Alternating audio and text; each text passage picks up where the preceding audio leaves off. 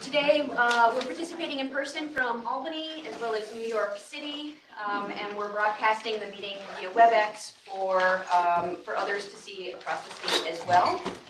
And I will now hand it over to Jenny Fox from CADMIS to walk us through the procedures for today's meeting before we dive into the agenda. Jenny? Sure, thanks, Sarah.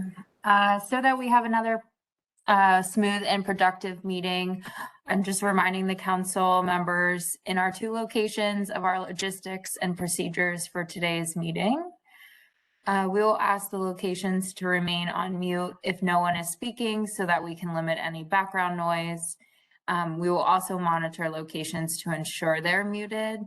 And if a council member would like to speak, they can raise their hand or stand their placard on end, and the co-chairs will make note of it.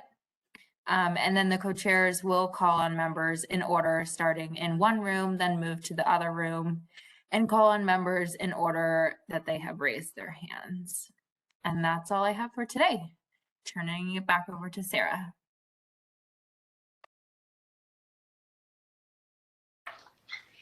Thank you, Jenny. I think this is actually back over to Doreen to kick us off.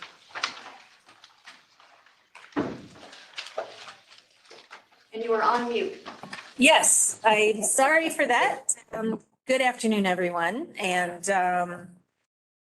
certainly we do need to identify the members of the council who are here for today's meeting in attendance. But before we do so, I did want to take a moment to acknowledge that today I'm not joined by my co-chair, Basil Sagos, who, for those who may not know, is currently participating in a humanitarian mission in Ukraine.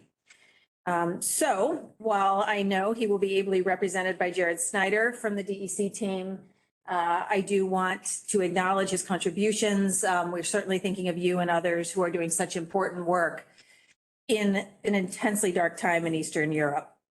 So our thoughts are with you, Basil, and we'll look forward to having him at our next meeting. So we'll start with the members who are present here in New York City to state their names, and then we will go to the Albany location. Roberta Reardon. Ian Wells. Paul Shepson. Rebecca Kepnick. Rick Shansky for Tom Falcone. Mario Salento. And obviously me, Doreen Harris. That is everyone here in New York City. Sarah, can you please unmute the Albany room? I'm Jared Snyder, representing Basil Sagos, Commissioner of DEC. Bob Howard. On behalf of Secretary of State Rodriguez, Keisha Santiago Martinez. Gavin Donahue, Independent Power Producers of New York. Donna DeCarlos, National Fuel. Peter Iwanowitz. Ann Reynolds, Alliance for Clean Energy New York. Dennis Elson-Beck. Henry Spletoff, for Commissioner Bassett of the Department of Health. Representing Commissioner Ball from the New York State Department of Ag and Markets, Brian Steinmiller. And Rory Christian, New York State Public Service Commission. Very good. Thank you, everyone. I do note that we have a quorum for the meeting. So here we have the agenda. Certainly, it's great to see everyone in person back again. Thank you all for joining us as such. Our agenda today is similar to our last meeting. We'll start with approval of the minutes actually from the last 2 meetings, consideration of bylaw changes to accommodate remote participation in certain circumstances, followed by some brief remarks, and then turn to more substantive items for today's meeting. Carl Maas is back with us to provide an update on the integration analysis. This will include the results analysis of the Inflation Reduction Act, something we spoke about during our last meeting, and specifically the impact it could have on the state, as well as look at several sensitivities related to fuel prices and technology costs. We'll then move to hear the final report outs from our 2 remaining subgroups, the gas system transition and economy-wide policy subgroups. Following discussion of the council on these items, we'll move into hearing from state staff with summaries of public comments and their recommendations as to how the council could consider addressing the feedback on several topics, including adaptation, resilience, and just transition. I'll note that we had initially planned to also cover the public comments related to the climate justice chapter at today's meeting, but instead we're postponing that chapter to a subsequent meeting. This is because many of the climate justice related comments are closely related to strategies within other chapters and therefore would be more appropriately discussed when those chapters are presented to the council. We'll provide an overview of comments related to climate justice at a future meeting, but largely plan to address them within our other chapters. Any climate justice feedback not incorporated into a sectoral chapter will be brought back to the council for consideration within the climate justice chapter. And finally, we will wrap with next steps. Next slide, please. Let's proceed with consideration of the minutes from the last two meetings, starting with the minutes from our August meeting. The council members received the draft minutes with their meeting materials. Is there any discussion on the minutes from August 23rd, 2022?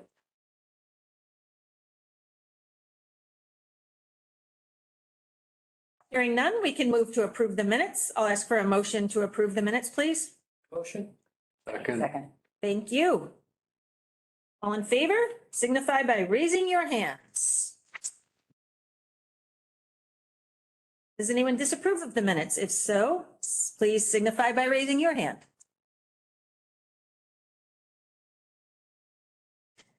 I note that all members raised their hand in favor and therefore the minutes are adopted and will be posted to the Climate Action Council's website.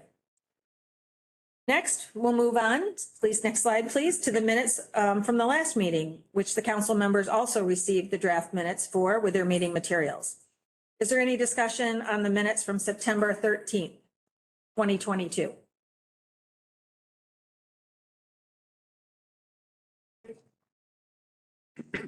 Okay, we can then move to approve those minutes. I'll ask for a motion to approve the minutes. Motion. Second. All those in favor, please signify by raising your hands. Does anyone disapprove of the minutes? If so, please signify by raising your hand. I note that all members raised their hands in favor and therefore the minutes are adopted and will be posted on the Climate Action Council's website. Thank you all. Next slide, please. The next item on the agenda is the review of amendments to the council's bylaws. These amendments are necessary to incorporate recent changes made to the open meetings law pertaining to how and when video conferencing can be used by the council to conduct a meeting. I'll ask Peter Costello, counsel to the council, to present this item. Peter? Thank you, Doreen. As Sarah Osgood mentioned in our last meeting, excuse me, the suspension of in-person attendance requirements for open meetings law has expired. However, earlier this year, a statute passed the legislature and was signed by the governor, allowing some private remote attendance at public meetings. Staff has modified the bylaws. Oh, actually, I think we need next slide. Yeah.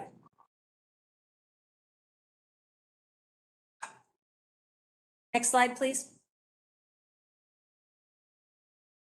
Great.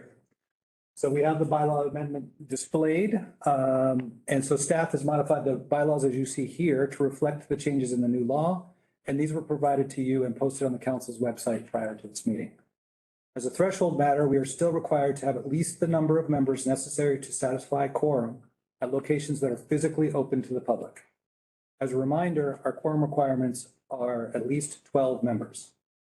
Once that basic requirement has been met, members can attend council meetings at private locations remotely in the event of extraordinary circumstances.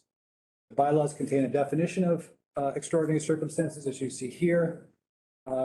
These circumstances include disability, illness, other medical condition, caregiving responsibilities, military service, death of a relative, or other urgent or unexpected circumstances that prevents physical attendance. If a member does believe extraordinary circumstances are present, then the procedure set forth in the bylaw is that they are to notify the council's executive director as soon as possible upon learning of those circumstances. Again, assuming we will be able to achieve at least a quorum of members in physical locations open to the public, this will be allowed. An important requirement of the law as embodied in our bylaws is that members attending by video conference must be able to be identified and observed by the public, which means we ask that you make sure your full name is identified on screen and that you keep your camera on at all times, especially while speaking and voting. If you do not notify the executive director of extraordinary circumstances as set forth in the bylaws, or are unable for whatever reason to adhere to the logistical requirements related to video conferencing, we will be webcasting these meetings and you will still be able to observe the proceedings, just not participate. A few other quick items to note. The law requires a public hearing be conducted prior to the adoption of relevant changes. Staff duly noticed a public hearing, which was held this past Monday, September 24th, with Doreen presiding. No comments were proffered at this hearing. As you can see in our bylaws, the changes in the law to allow this remote participation expire on July 1st, 2024. I believe there will be an assessment by the legislature at that time to consider extending. And if that does happen, our bylaws allow for extension automatically. Happy to address any questions you all have. Is there any discussion on the proposed bylaws amendments?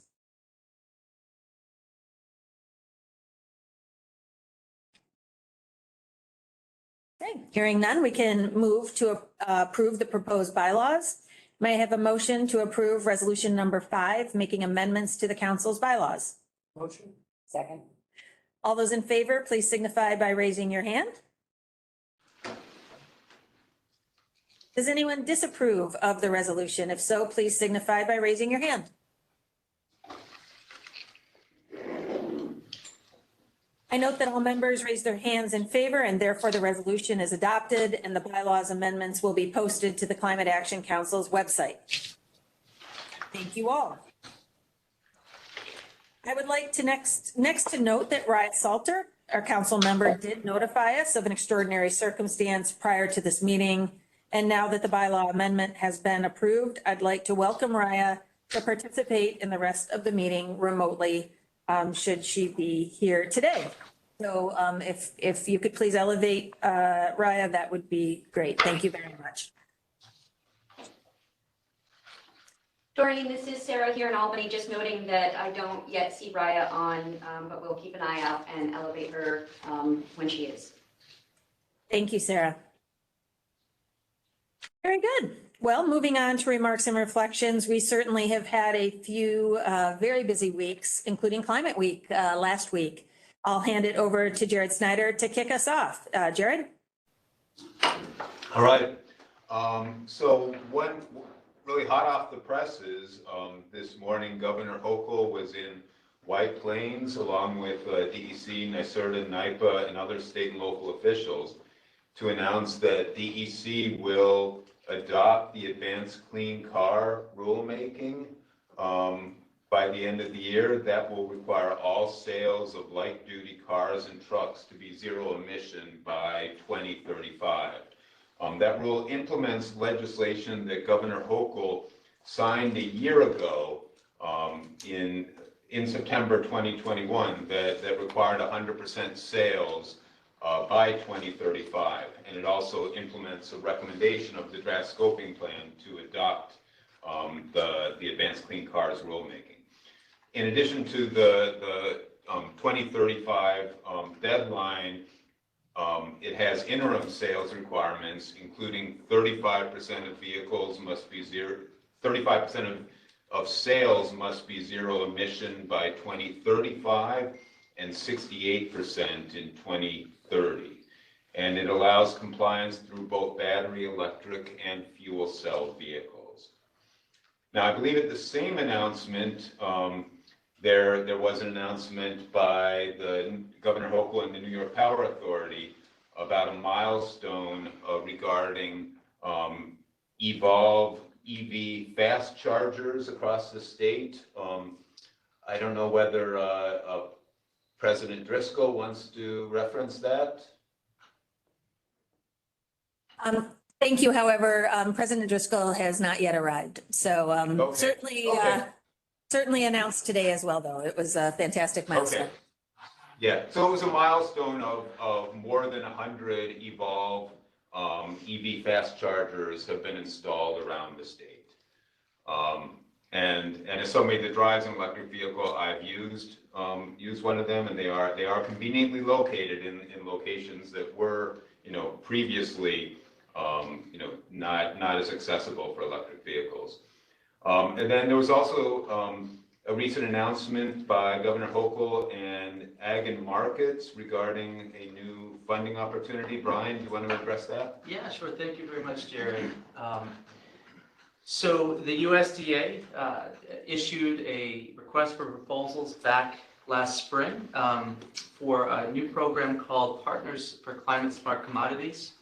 And this was a major offering initially with $1 billion available, and the funding pool for larger projects was a minimum of 1 million up to 100 million.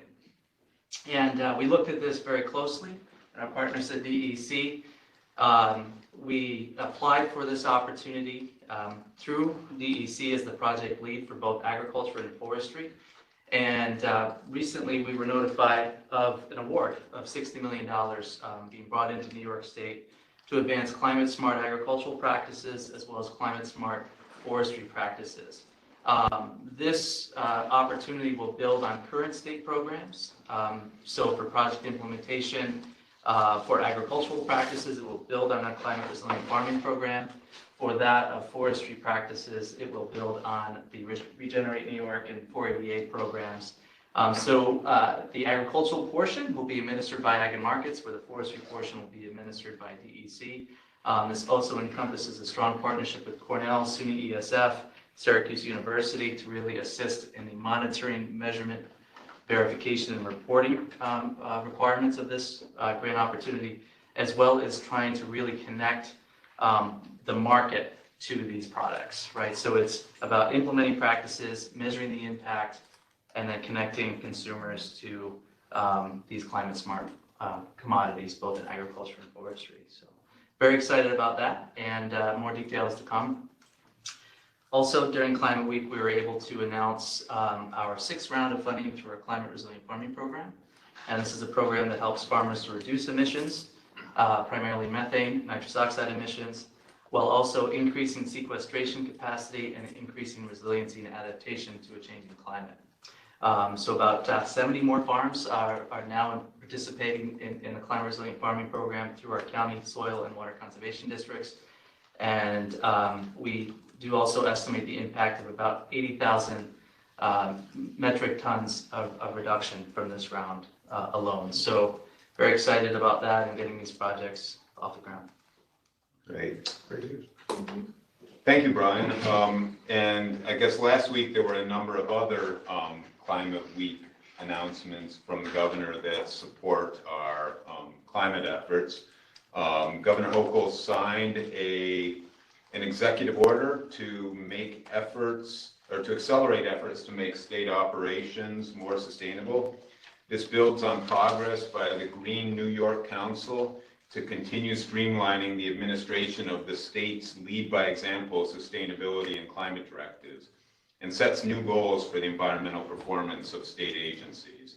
The Green New York Council will ensure that state agencies follow best practices in green purchasing and in their operations by issuing new green purchasing specifications and operational directives.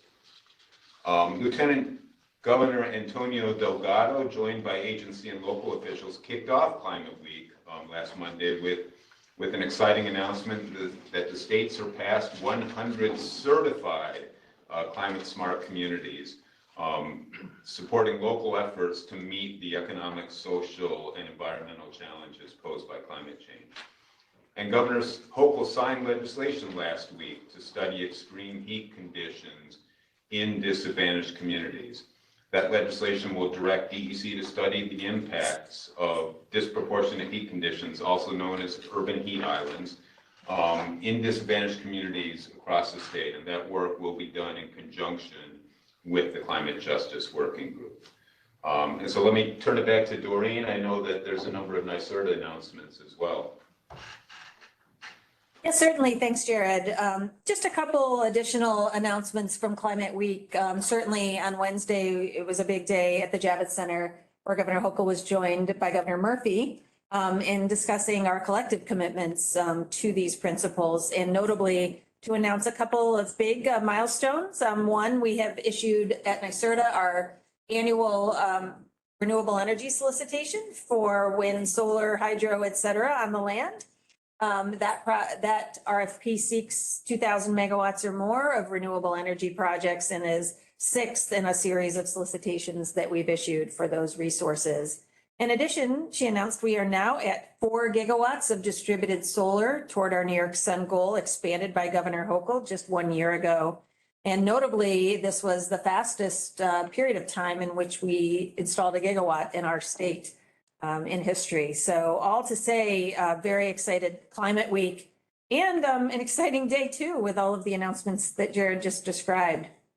So before I wrap up, I certainly do want to take a moment to acknowledge clearly what we are seeing with our friends in Florida as we speak. This is truly a harrowing situation with Hurricane Ian having made landfall in an extraordinarily forceful way. Certainly on the heels of Hurricane Fiona and a summer of extreme weather across the globe, it is always the latest stark reminder that the impacts of climate change are being felt here and now, and in very real terms. Our thoughts are certainly with the people of Florida, the emergency workers, the utility crews, all of whom near and far are coming together to help, including those from New York State who have been sent by the governor to help in Florida as well. Certainly working feverishly to restore power in the communities both near and far most directly affected. So our thoughts certainly are with those in Florida. If we turn to the next slide, at our council meeting in August, Carl Maas presented an update to the integration analysis to incorporate the latest data sources and information available. That analysis reinforced our previous findings that the cost of inaction greatly exceeds the cost of action by more than $100 billion. He also mentioned the ongoing work of modeling of the potential impacts of the Federal Inflation Reduction Act, or IRA, and the sensitivities to fuel prices, certainly given the recent higher fossil fuel prices and technology costs. That could certainly be pushed higher if supply chain issues persist. So Carl is back with us today to present the results of that look at the IRA, fuel price, and technology cost sensitivities. So if we turn to the next slide, I will hand the presentation to Carl. I think Peter has a question first before we do that. Oh, I apologize. That's okay, a little bit tricky with us not all in the same virtual space.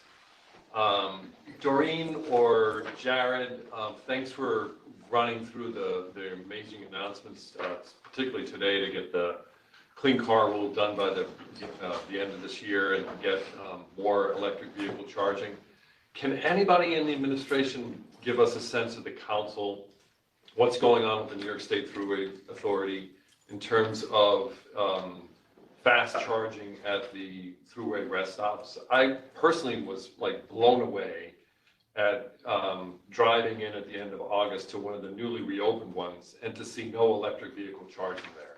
I don't know if it's just a fact of, supply chain and things coming online, but it's pretty shocking to me. One, as a member of the council, but two, as an EV driver, not to see in a newly reopened station charging. So is there a plan? Does anybody know, or can anybody tell me?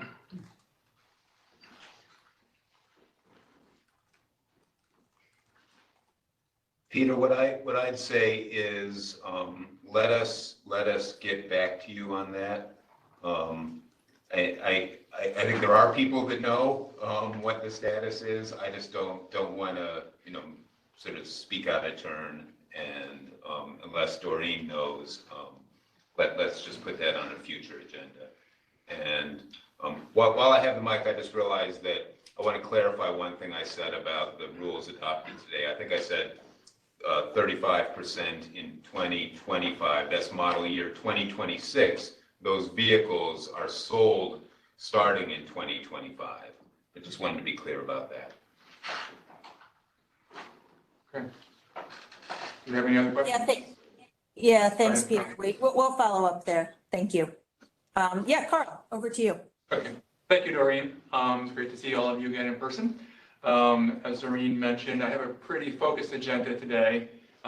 It's largely responsive to some questions we've been getting about the impact of the IRA as we think about how New York is positioning itself to take advantage of these federal resources and then speak a little bit about some of these sensitivities that folks have been wondering about and thinking about higher fuel prices if it persists, as well as some of these supply chain issues.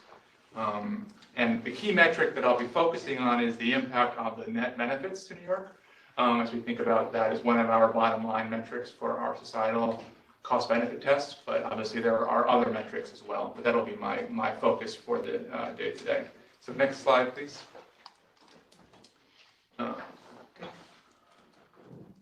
So the IRA is, I think everyone is aware, has provisions that go across our entire economy, and they'll be driving adoption, focus in renewable energy, energy efficiency, and electrification. There's a mix of incentives for households as well as for businesses, and we're going to be exploring two key aspects of how the IRA might impact New York. So what the model is doing, we'll be estimating what IRA funds may be available and flow to New York to offset costs. So that's the first metric, will be the total billions of dollars that might flow to New York under our aggressive policies.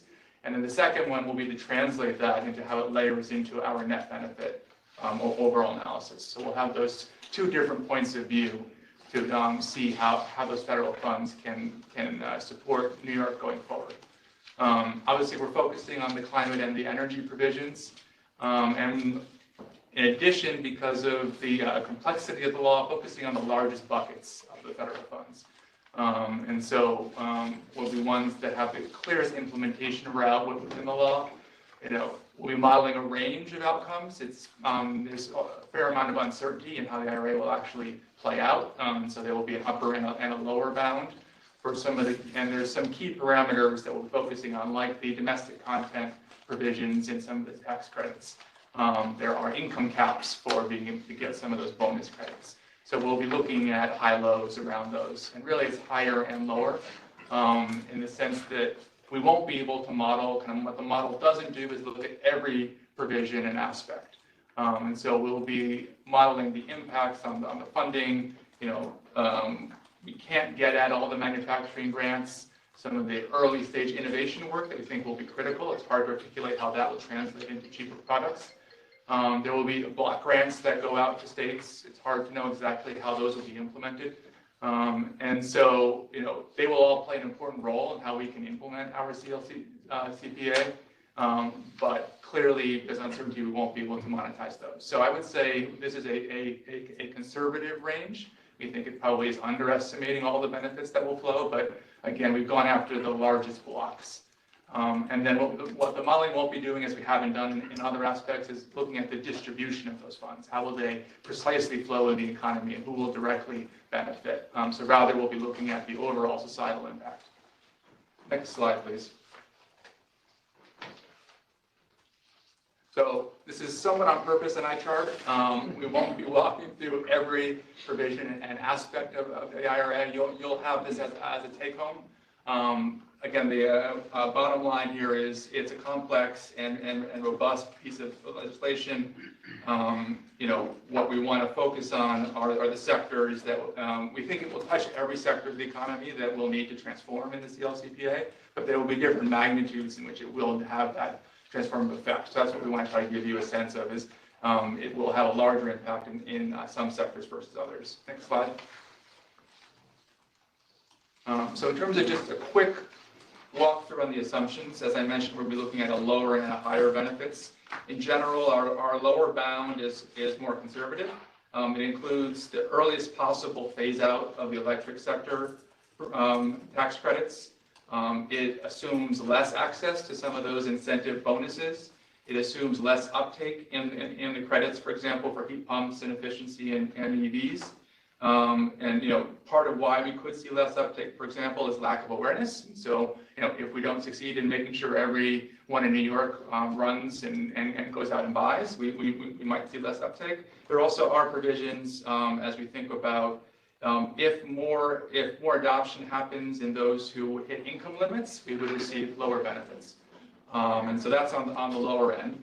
On the higher bound, which is again, still, we believe conservative because we're not capturing every arrow in the quiver, but less so than the lower bound. It reflects electric sector incentives that remain in place longer. We look at greater benefit of the bonus provisions and higher program uptake in general, and our ability to get at some of those disadvantaged community aspects of the law, and really successfully get those dollars to those communities, which then brings more money to New York. So that's the general conceptual framework for the high-low. And again, I just want to make sure we're clear that we believe both are going to be understated. Next slide, please. So this is our first of the two key takeaways. So when we look at the dollars that will flow through 2050 to New York, our estimate is on the order of up to 70 billion. So that's our higher end estimate. So we think there are significant number of federal dollars that will flow to New York over the course of the next couple of decades because of this law. It shows how well positioned New York will be to take advantage of this opportunity and the provisions within the IRA. We do have a range, and that's what we have on the slide. So our low end is approximately 40 billion. So our range is between 40 and 70 billion is what we estimate would be the cost that could be defrayed from our policies. Because our policies and our adoptions are so aggressive, in our policy cases, we aren't estimating that it accelerates any of the achievement of our goals. What we're estimating is it helps to buy down some of those costs that I've shared with you over the past year. And clearly 70 billion is a significant investment. It's not covering all the costs. We still need more investments in order to realize our goals, but it would be a meaningful contribution. And that pie chart on the right gives you a sense for one of the cases. So it's our scenario 2 in the high case of the distribution. You'll see that the electric sector in green is the largest beneficiary as we look out into 2040, and we're bringing on more renewables and more clean resources. We think that a large slice will go towards helping to procure those resources. And then we see fairly equal measure of dollars flowing into transportation, buildings, and then the other category, which is also clean fuels. So we've lumped a number of the clean fuel aspects, alternative fuels, as I think our working group has framed it, in the red section. You'll see that the buildings gets a slightly lower percentage share than the others. It's how we're interpreting how some of these rules and aspects could be rolled out. You'll remember when we think back to the previous presentations on where we see a lot of investments are needed, we need to invest a lot in our buildings. And so in some ways, there's a little bit of a mismatch there, but we are seeing a significant amount of incentives across all aspects of our economy.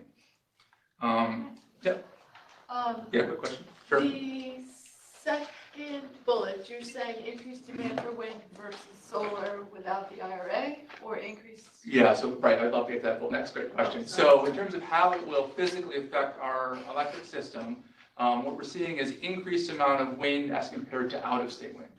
So some of our initial modeling was that we would be importing wind from the north. Well, they don't get those incentives. And so with more in U.S. and in New York incentives, we see that tips the balance of potentially more in-state wind development. Obviously, that puts more pressure on all the other aspects of siting and provisioning wind in-state. But we do think that it tips some of the economics towards more in-state development. It also tips the balance towards more offshore wind, as we see kind of long and large incentives that could go towards offshore wind. So those were two of the physical system changes that we saw. One more question. Yeah. No, you didn't factor in any money for transmission. I know the transmission tax credit didn't make it into the bill, but the previous infrastructure jobs act, right. But you're not thinking New York's going to get any of that. We may. It's going to be a very small percent of the need. Just as one example, there's a new mechanism that the administration has to put $2.5 billion into anchor tenant and new public-private partnerships. But that's going to be spread over the whole country, where we see hundreds of billions of dollars in need. So we've conservatively determined that if we do get some of that, it'll be a small fraction as compared to some of these much larger buys. Thanks. Yeah. Go ahead. Just a quick question. So, Carl, you did include the clean fuel production credit? Is that you did? We did. Yeah, and so you'll see one of the bullets there does speak to, as I think on the order of, as high as around $10 billion for clean fuels. So we absolutely see benefits around that within our scenarios. And that's that red slice of the other. That includes hydrogen as well as some of the other fuels provisions. Actually, Carl, I'm on the line. Yep. I've got a question that's about this as well. Will we be able to get a breakdown? I'm particularly interested in the alt fuels breakdown because I know there are so many different, but I mean, the further breakdown generally would be helpful, but also in particular on the alt fuels. There's so many different technologies, different credits. Yeah, we have a backup slide that we can post with these that shows one layer deeper. We aggregate it up across those 4 major sectors, but we can give you a breakdown as well. Thank you. That'd be great. Yep. Carl, just, once again, I just want to stress that I think it's great that we're looking at predominantly the supply side and getting a benefit on the supply side. It has the lowest impact on greenhouse gases. And so I just want us to caution as we move toward buildings and transportation, we simply do not have the infrastructure. So I don't know how we position ourselves, because I agree with the transmission side, and we're seeing the amount of money that is required for one utility to upgrade their transmission system has yet to touch the distribution side. So how does the council how do we position that we need to start to focus more and more on the distribution side, the infrastructure side, which I think is going to be our single biggest challenge on achieving the majority of the 85% of the greenhouse gas goal. That's too much to ask. Well, yeah, I mean, I think it speaks to the content of our scoping plan chapter on electricity and needing to put emphasis on the infrastructure. That's the connective tissue. I don't know if we want to save that question for later, Sarah, or we want to kind of speak to that more broadly now. That seems like more of a scoping plan content question necessarily then. Let's address it later then. Okay, yeah, great.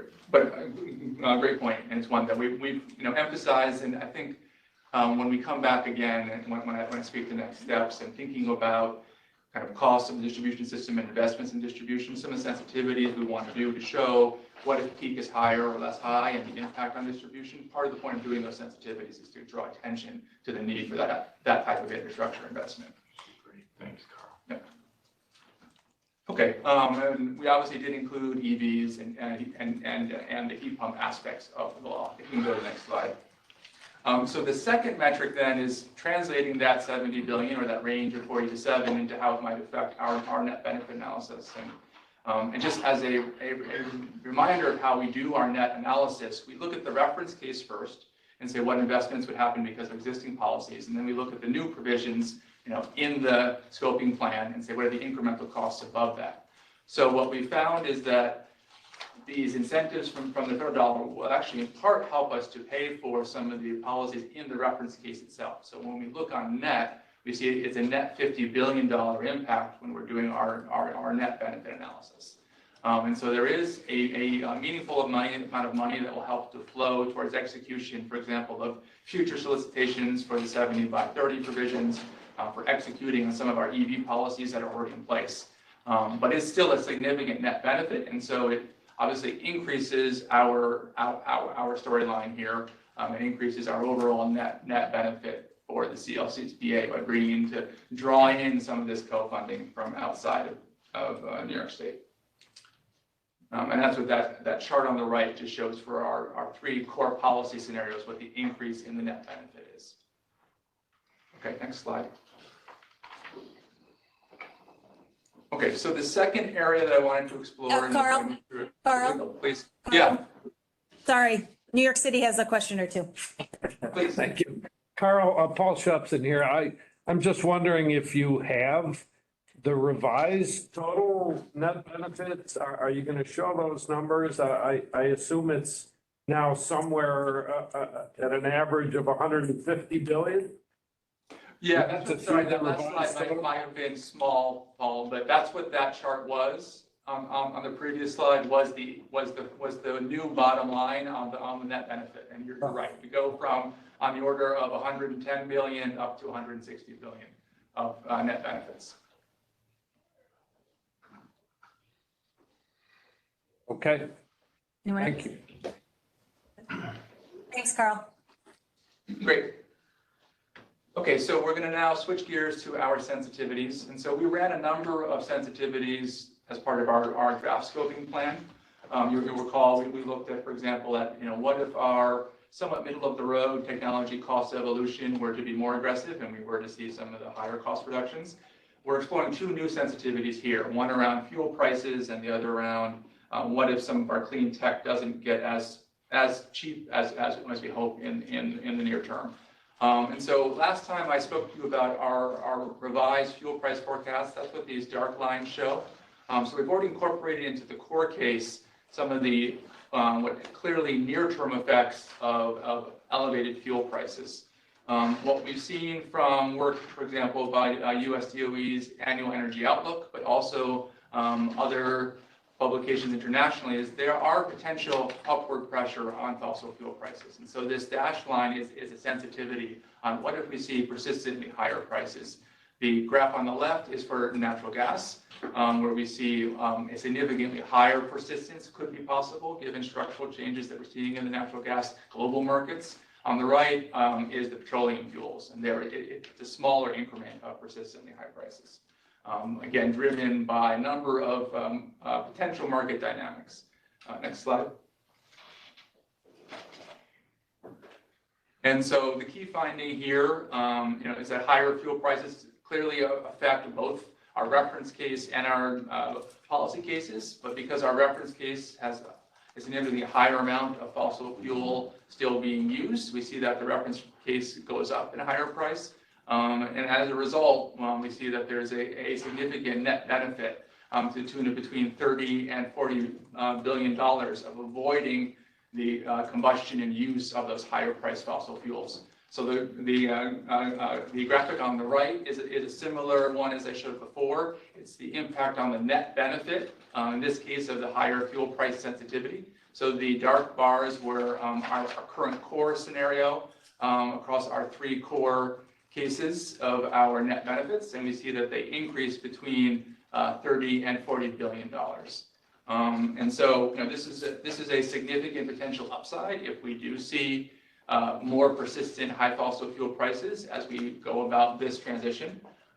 We also see there are some physical changes in the electric system, even in the reference case. If we do see persistently higher natural gas prices, in our reference case, we would see greater solar adoption, greater wind adoption due to those higher prices and potentially higher levels of retirement of fossil generation, even in our reference case.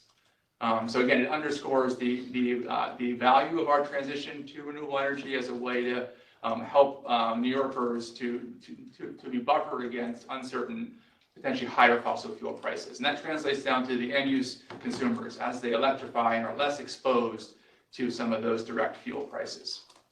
I think a question, Rory. Go ahead. Thank you. Yeah. Is this based on prices as they are today, or are you forecasting out increasing prices even higher over the next few years? Yeah, so if we go back one slide just to see, so where the prices are today, for example, natural gas is actually around that, where we see that peak, it's probably a little bit kind of where we saw our peak. This is an annual averaging, is slightly lower than that high peak, but what you'll see is the persistence is maintaining natural gas prices at an elevated level, but lower than the peak that we saw this year. But underlying that assumption is some degree of stability and predictability of the increase. Correct. That there are structurally persistent factors like LNG exports globally that are keeping that price. This, anytime we do a forecast, we don't forecast the individual uncertainty as it may bounce over time. These are annual averages over time. But what it's putting out there is there's a possibility when we look into the literature and look into AEO's forecast that we could see persistently higher prices. And so we want to understand what would be the impact of that. But if we go a step further, is there a way to talk about potential instability, drastic increases periodically that don't necessarily capture that straight line, but may have many peaks that average out to create that space? Right. So on average, that $40 billion impact would be the same, but what you're getting at is, that volatility and exposure customers and citizens will be feeling it differently. So that's something that we can explore, at least qualitatively, but also think about, is there a way to capture kind of price stability as another benefit? Thank you. Well, better said than I could. And it's a great segue to the last point on the next slide, which is, to us, this also emphasized the importance of thinking about strategically what a just transition looks like. And as we think about customers who may be left in the system for a longer period of time, they're exposed to these higher prices. We have to think about how we can buffer those customers as we think about this transition between some of the early adopters who may be flipping to a more stable electric fuel versus those who are left behind. So for us, it's not just about the tens of billions of dollars of avoided costs, but also as we think about what a just transition looks like, it amplifies our narrative. And then Carl, Nancy, you have a question?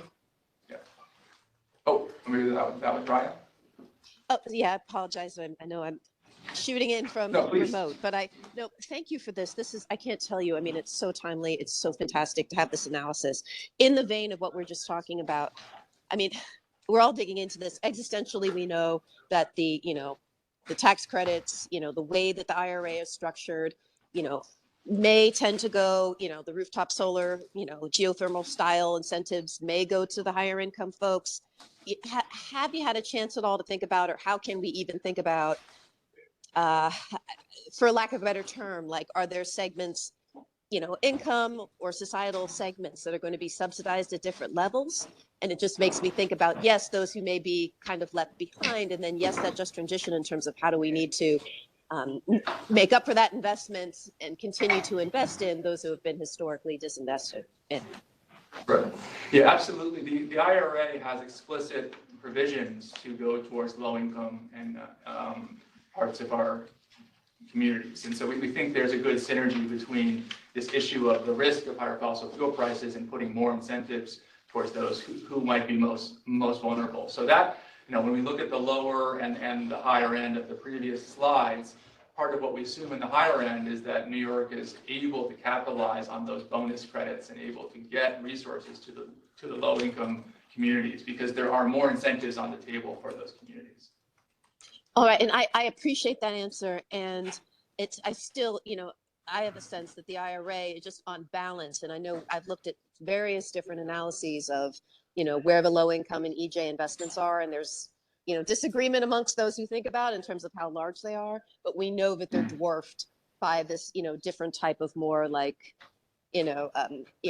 tax credit style, for some of these technologies that lower income folks won't be able to take advantage of. So I guess there's a scale, question there.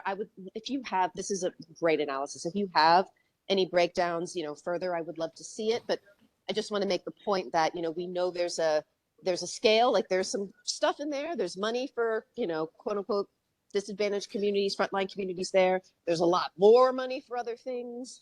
And it, I suspect, so there'll be this potential disproportionate impact. And I suspect the IRA will go nowhere near meeting our needs for the LMI or the low income segment. I mean, that's just a guess, but I'd love to be able to have a little more transparency into that. Sure. Yeah. Again, we'll definitely put it out one layer deeper to give a breakdown of our IRA analysis. And I think we can agree that the IRA is an important and meaningful amount of investment for New York, showing that early action is bringing more money, but it's not going to be enough, right? We're going to have to continue to invest above that. Yeah, and it'll be disproportionately probably to higher income segments. I mean, that's what I'm, just from the, the sense of, how the bill is structured. And if we could get a sense of that, if there's a way to even parse that out, that would be, I think, a really important indicator. Great. Yeah. So we'll see what level of granularity we have, and we'll put it out, and then we can iterate and see if we can give you more. Dennis, did you? Thank you so much. Can I just jump in for 1 second? I'm being told that the audio here is a little bit difficult to hear. So the mics are in the ceiling. If you can project kind of towards the table, as opposed, up and towards the table, as opposed to down or away from the table, that would help a little bit. Thank you. You have a few questions here in New York City. That's. Dennis, I don't think you ever got trouble for that. Oh, go ahead. Yeah, there's a question from Mario here in New York City. Thanks, Doreen. Just a quick question. So has there been any analysis done on any excess funding that would go to offset, say, the workers who are most likely going to be impacted are actually well-paid jobs? So you can create a job, you can have a job for $100,000, maybe transfer, use your skills, or transfer in training to get a job that's maybe $70,000. That's a 30% obviously decrease in take-home pay for those workers. Has there been any analysis done on that in terms of funding that could possibly be used to offset some of those costs or that loss of funding or income for the workforce? So I'm not aware of any provisions in the IRA that are dedicated specifically to that, but let us get back to you and see if, if there are aspects. It is a complex bill.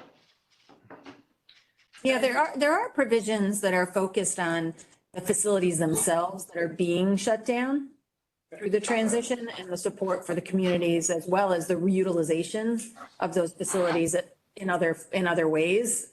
The workforce provisions, I'd have to sort of look at how that would work from a transition perspective, but for the assets themselves, it's actually quite direct. Thank you. Okay, Dennis, in this room? I'm just, maybe it's my microeconomics training. The idea that demand will eventually be going down based on the scoping document.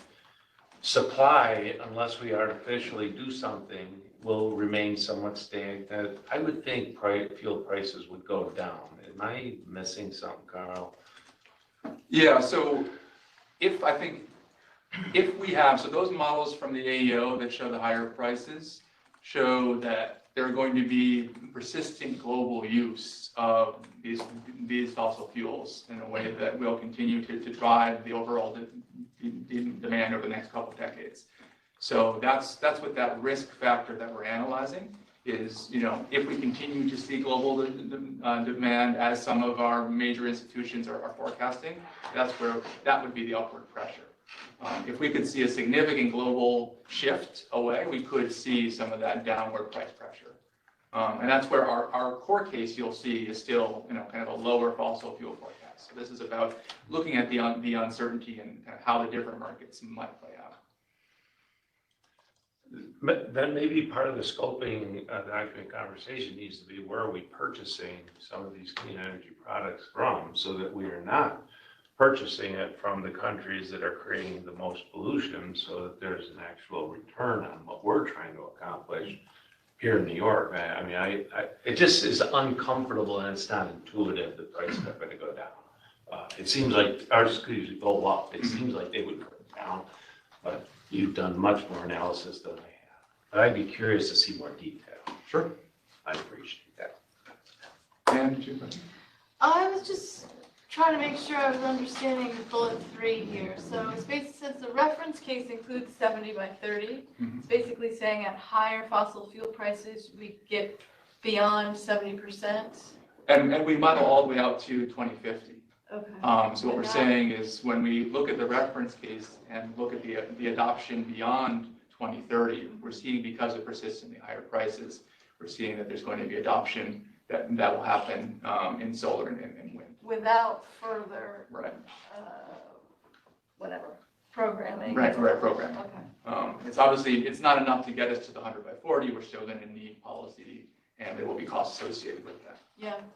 And just responding to Araya's question, my sense is that the production tax credit, the investment tax credit, the big slice of the pie there for grid scale renewables would be, the benefit of that is spread across the entire population because of the way New York does grid scale renewables development. That might not be true in a different state where it's Google getting both the clean power and the production tax credit. But it is going to be more the building heating and the electric vehicle stuff that could be more, or small solar that could be more, not as equitably distributed unless New York adjusts its programs. Mm-hmm. Yes. Yeah, thanks for that. Jim? Yes, a comment on the natural gas pricing into the future. I mean, the natural gas which is coming into New York is virtually 100% shale gas, high volume hydraulic fracturing. It's inherently expensive natural gas to produce. And I've seen some reports suggesting that the sweet spots for that have played out. And so it's going to be increasingly more problematic. I'm not an economist, but if that's true, then the price is going to go up and substantially. And the various break-even prices I was seeing as of a year ago were cost about $3.50 to $4 before a producer would break even on selling it, which is, if you look at your figures. It's in the middle there. Yeah, and that's, that's before the LNG export has gone up, and it's before the interest rates have gone up. And of course, the people who are developing these resources are heavily dependent on borrowed money. So that goes into that break-even point too. And I don't know where the break-even point would be, but I'd like to see us take a closer look at that, because I think that your high end there, gas prices, in fact, might be the low end into the future. Any other questions in New York City? Okay, I think we can go to the next slide. Thank you. Oh. So I said our no, final. no, thank you. Great, yeah, thank you, Doreen. So our final sensitivity was, again, looking at a what-if scenario. We already incorporated some of the supply chain issues in our core case. For example, which I presented last time, we've seen energy storage costs in the next 5 years or so going up. But we were less certain, and therefore didn't include it in our core scenario, what would happen with potentially some of the other clean energy technologies.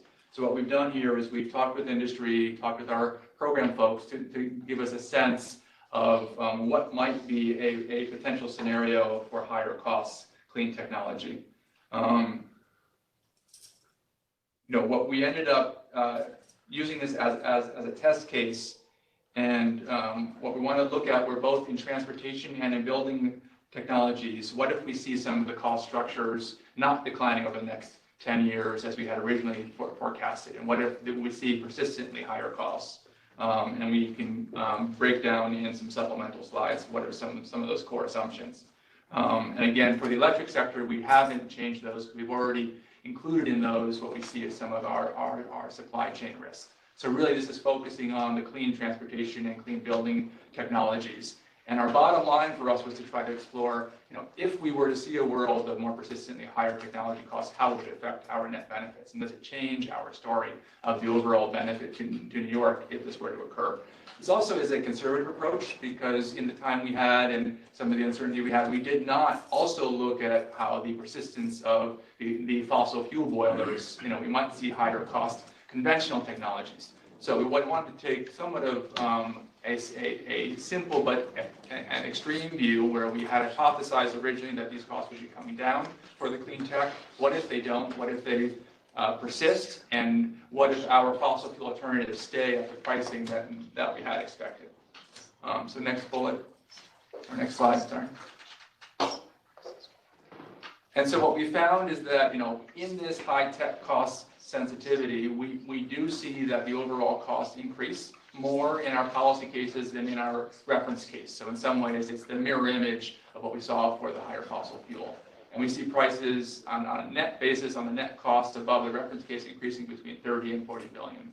And that's what these graphs on the right shows. Again, the solid was our net benefit of our core scenario, and the light is our sensitivity. What we see is that it would be a meaningful impact on the net cost, but not enough to change our overall narrative. That our policies and our programs still bring forward a net societal benefit, even if we see some persistent cost increases or persistent costs, meaning not a large decline across clean transportation and buildings. It's still a good investment for New York to proceed with these policies. And the other item that we note when you think of the magnitude of these benefits, that the IRA, if we were to see this future play out, the IRA, certain aspects of it would actually offset some of these potentially higher costs. And so, our conclusion is that, we're not changing the overall narrative based on the sensitivity. It's one that we need to keep careful track of, and it shows the importance of these supply chain issues. And as we think into the future, will there be other disruptions in the supply chain, and maybe partly to Dennis's point earlier, how do we think about, as we provision New York and our supply chain to think about how we can help to avoid these type of disruptive efforts, both in terms of local workforce training as well as local production of these products to insulate ourselves from what will be future shocks in the decades ahead. This will not be the only time that we face these types of supply chain issues. So for us, it also was indicative, this is a large enough issue that it's something we want to think about in terms of our own future policies around local production and workforce development. So that is the last of that finding. Any questions on the high tech before we wrap up with just a final concluding slide? Yeah, Dennis. Yeah, Carl, just because you went down the supply chain path, I really think that is one of the biggest opportunities, whether it's the Inflation Reduction Act or our CLCPA. If we continue to purchase, we set goals and we provide programs and incentives for individuals to take advantage of those goals.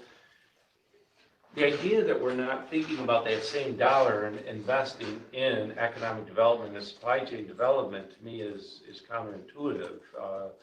And to Mario's point about, and I like that he keeps bringing up jobs, because I like that, but it's also a way of thinking about reducing our stress points on the distribution in the electric network by thinking about revitalizing those quote-unquote disadvantaged communities that we keep talking about. And there's a real cool opportunity, instead of just setting the goal, but setting a supply chain development opportunity goal as well. And not just say that we're creating X amount of jobs in the clean energy space, but to have a concerted effort that aligns with the Inflation Reduction Act and the CLCPA and create green energy manufacturing jobs, and then provide additional incentives if they're located within our disadvantaged communities. Sorry. Yeah, no, I think it's reflected, for example, in the offshore wind policies of the state. So how do we amplify those ideas? Agreed. Across the board to the high tech, we keep mentioning heat pumps, appliances. We say all of those things as if they're a dismembered entity of our projection. I think it has to be an integrated component of our projections, because whether we're talking about a ratepayer or a state or a federal taxpayer, it's still us. And so when we talk about these type of numbers, it's us. We're putting the money in, we're just getting some back. And so when we say that we created our own benefit from that, is kind of interesting to me. Mm-hmm. Without creating a job, I mean. That's all I think. Because that's the real return, I think, is that, because that adds to the economy in a sustainable manner. Great, thank you. Okay, we can go to the next slide. Oh, I'm sorry. It could be the point. I just have a quick point to make here as well, that the Inflation Reduction Act also adds $19.5 billion to USDA conservation programs as well. Just as a just want to get that point out there. That's addition to the federal farm bill and the programs that the funding that comes from that. So just wanted to point out that there's also funding in there for natural and working lands conservation efforts. That's great. Thank you. Yeah, absolutely. Okay, so next slide. And I know I'm probably on borrowed time, so we have one more. Next slide, and then we can wrap up and shift gears. So just some of the key takeaways. When we think about the IRA as increased our net benefit to New York of $50 billion. That's kind of within the context of the scoping plan. How do we think of its impact? So we had those two metrics. This $50 billion was the bottom line for our net benefits in New York. Well, we saw it bringing $70 billion to New York overall in our decarbonization scenarios. We find that our sensitivities reinforce some of our prior findings, or when we look at other sensitivities. Under varied price conditions, net benefits of decarbonization greatly exceed net costs. So we have not changed that narrative throughout all of this work. The IRA will provide important benefits that can alleviate societal costs. That's what that $50 billion shows us. It can help achieve our rapid adoption, as we've laid out in our scenarios. And as I also mentioned, help to insulate our consumers from potential price increases that we might see because of the supply chain. And then the final point of converting to renewable energy helps insulate consumers from the higher fossil fuel prices. So that was the point we raised earlier. So those were some of our kind of key takeaways from the IRA analysis and from our two sensitivities. And then up next month, we'll be exploring some of the impacts on the building sector assumptions and looking at distribution system uncertainties. So that's it for my part. Any other questions, Bob? Concern? Yeah, no, I think that's a great summary, but on your bullet 4 there, I just want to reinforce what Rory had said. It's not only just higher prices, it's more predictable prices. And that the give and take is tough to sell on consumers. I'd like to make sure we capture that in these bullets as we move forward. Mm-hmm. Yeah, price volatility. Go ahead, Gavin. And Carl, thank you for this. Under this sensitivity modeling, what happens if we don't, as a state, identify the zero-emission dispatchable technologies that comply with the CLCPA? What happens to cost then? Did we model that? Because we are having a fundamental disagreement about how to deal with that, and that is a critical part of the statute. Yeah, so we did look at the end of last year, just as one window into that question. If we had more narrowly defined what is the 100% clean, so we did as an illustrative example, what if it was hydrogen fuel cells only? And we took off the table some of the other technologies. We did highlight the billions of dollars of additional costs that we might be exposed to. So I think that is one window into helping you explore your question. But clearly there is a process that needs to unfold of what will be the kind of the core definition of what 100% means.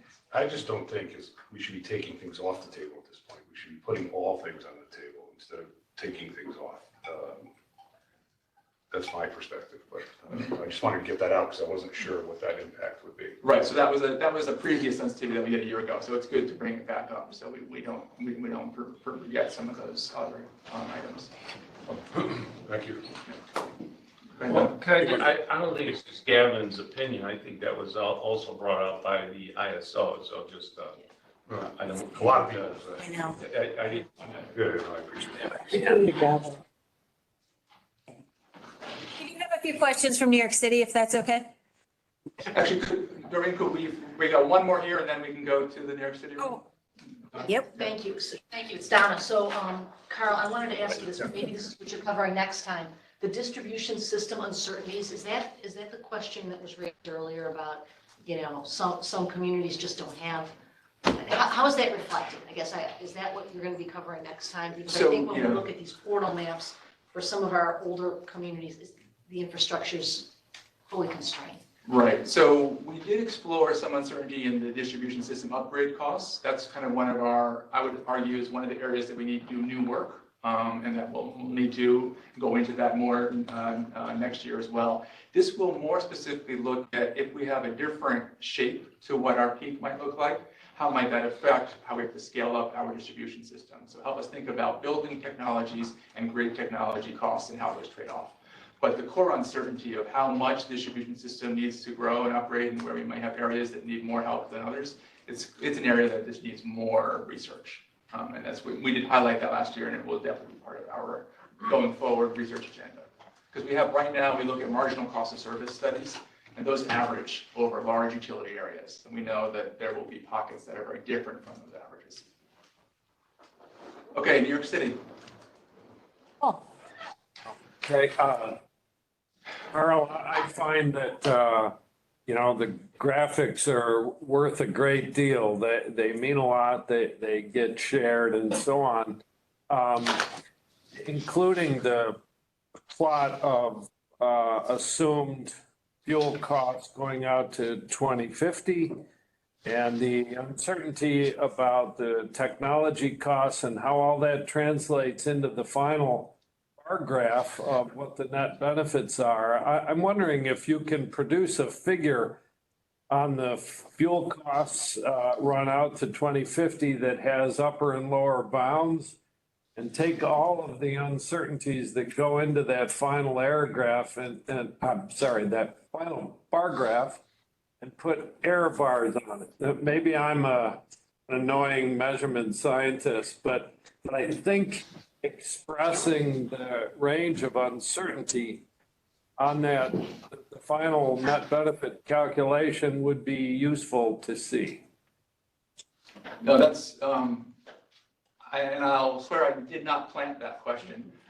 We did put error bars in the draft scoping plan, and that's absolutely something that we plan to do for the final plan, is to stack up some of those uncertainties so we can see how they may add. Great, thank you. Carl, this is Rick Shansky, IPA. The system peak and costs, is that two parts of the same thing, or are those two different uncertainties? You broke up for me a little bit. The system, which costs? I'm looking at your parenthetical, it says system peak and costs. And I'm just wondering, do they go hand in hand, or are those two separate? Yes, they do. No, it will be one set of analysis that will look at the implication of different system peak on the net cost. But it's still sort of generic across the utility system, or? Correct. Because I think the point that was just raised is that there's quite a lot of variation within the system. The different localities. So our granularity is by service territory. So we'll be still looking at the key output metrics by the service territory. Have you coordinated with the utilities in terms of, any more granular assumptions or any particular areas of concern? So we've certainly gotten input over the course of the last year and a half from the utility working group. I think we've highlighted that this is an area that we need to further explore in terms of being able to look at what is their kind of range of uncertainty, what might be distribution system cost variation. That's more granular. So we would expect that to certainly be future work. Okay, thank you. Yeah.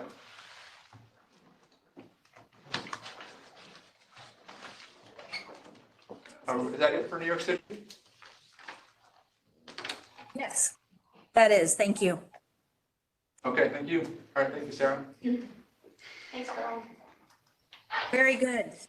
So if we turn to the next slide, we are moving into the next section of our meeting in which we hear from a number of our subgroups. In this case, we will have a couple of presentations. As we recall, we formed these subgroups that is intended, if Albany could just mute for a second, please, thanks. We decided to form these subgroups to tackle some of the more challenging issues before the council, where there was considerable difference of views among members. And these subgroups have been meeting regularly over the course of that period of time. We heard the final report out of recommendations from the alternative fuels subgroup at our last meeting. And since then, the two remaining subgroups, the gas system transition subgroup and the economy-wide strategy subgroup, have wrapped up their work as well. So we will hear from those two groups today, starting first with Jessica Waldorf from the Department of Public Service to kick us off with the gas system transition subgroup report out, and then followed by Jared Snyder of the Department of Environmental Conservation with his report on the economy-wide strategies subgroup. So if we turn to the next slide, I'll hand it over to Jessica. Thank you. Thanks, Doreen. This slide here has been shown at the last few meetings and included again here today to show the amount of work that this subgroup has put into development of the gas system transition framework, which will guide a future statewide gas system transition plan.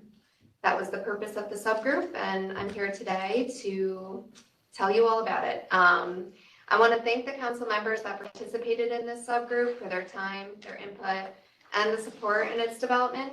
It was a lot of work, and I really appreciate the dialogue, and I think a lot more to come over the next few years as we collaboratively work together to roll it out. As evidenced by the next several slides, there are a lot of considerations that the subgroup members felt needed to be included in the development of this statewide plan, as it is rightfully complex to think about the way we transform the gas system, which supports a big majority of the heating needs of New York's consumers. What I will review here today is an update to the slides that were presented at the August 23rd meeting, which have been revised following discussions of our subgroup, including a joint meeting with the alternative fuels subgroup. And we'll note that there will be one more meeting in addition to those shown here, where we do discuss recommendations that our subgroup will propose for revisions to the broader chapter where this framework will be inserted. Next slide.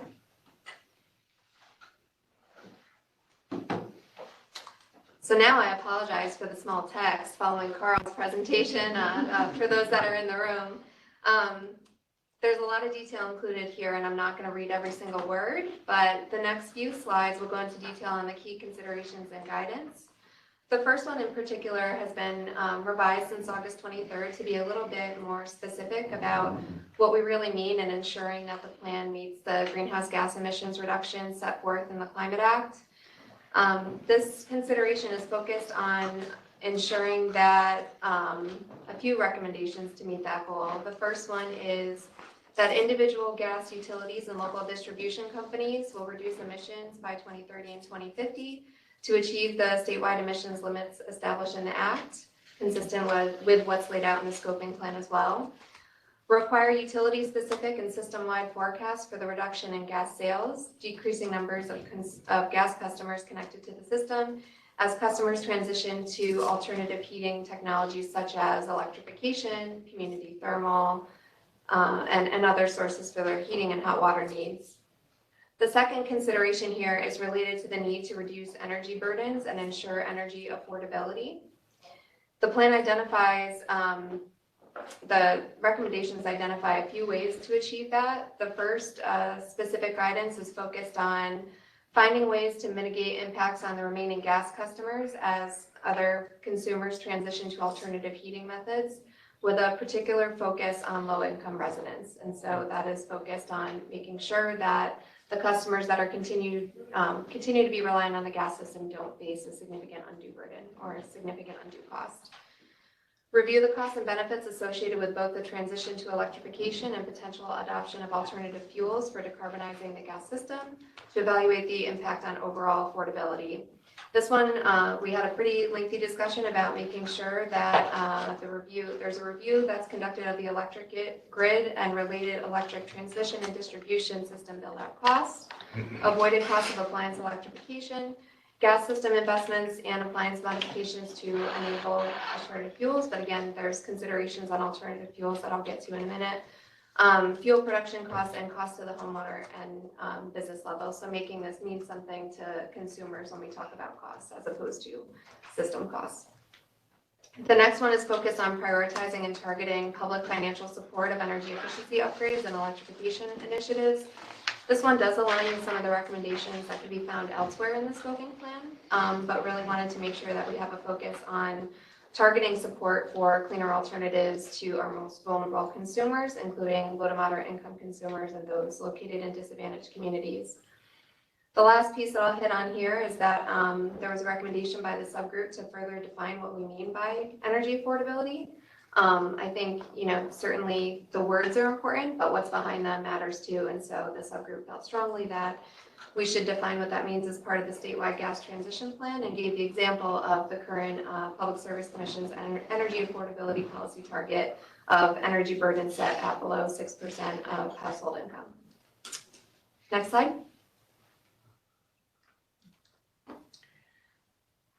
So the next few focus on prioritizing continued and improved safety and reliability. The focus here is to analyze what technologies may be necessary to maintain the safety and reliability of both systems, both the electric system and the gas system, as we transition to cleaner heating alternatives, and ensure that energy supply and energy demand are thought in parallel, making sure that we're meeting the needs of consumer demand with the build out of the system and thinking about those two things hand in hand. The second one is focused on considering the role of alternative fuels and technologies in future gas system planning.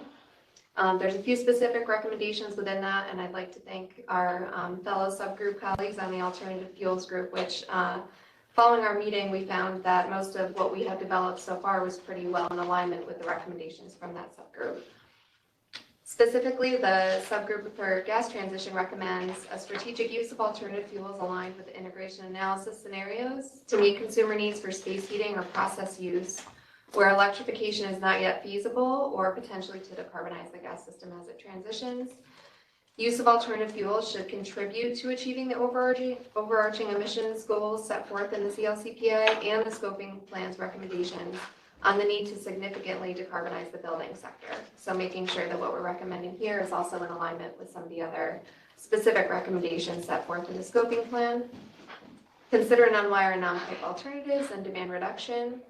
Ensure that any use of alternative fuels, including specifically green hydrogen and renewable natural gas, do not result in increased leaks and emissions within the entire life cycle and development and use of these fuels. We had a pretty lengthy discussion on that, and that is where we landed, that we consider emissions throughout the entire life cycle of those alternative fuels. Prior to consideration of pilots, where those alternative fuels may be considered, that we look at technical, environmental, and financial feasibility of the pilots, including for consistency with the CLCPA, and where feasible and subject to any other required state, local, or federal approvals, these pilots could serve as a means for testing the impacts of these fuels and gas system planning. The last one I'll hit on this slide, I think, is one of the smaller sections of these tables, but an important one, which is to include a detailed timeline for transition. The subgroup felt pretty strongly that we wanted to make sure that we put some parameters around what this means in terms of timing, and that we include a timeline for the gas system transition that aligns with the scoping plan's recommendations, while ensuring that both our electric system, grid, and energy delivery reliability needs are met. And one example that the subgroup included here for reference is that the plan should include with the target dates included within the integration analysis and within the buildings chapter of the scoping plan that focuses on building electrification. The timeline should also include information for labor, local governments, utilities, power producers, community groups, our climate justice working group, and disadvantaged communities on what this transition means and when. That way, not only from a business perspective, folks can plan ahead, but from a consumer perspective, they have a sense of what the overall transition is going to look like and what it means to them. Next slide.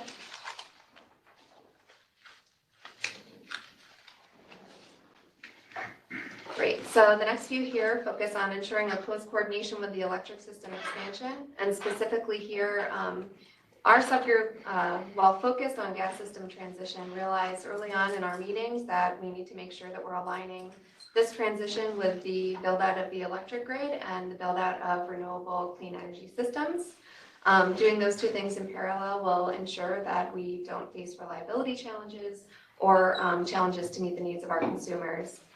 The first one here is focused on, ensuring the transition is completed in parallel with, for example, the New York ISO's reliability needs assessment, including a detailed strategic and coordinated approach to optimize both systems.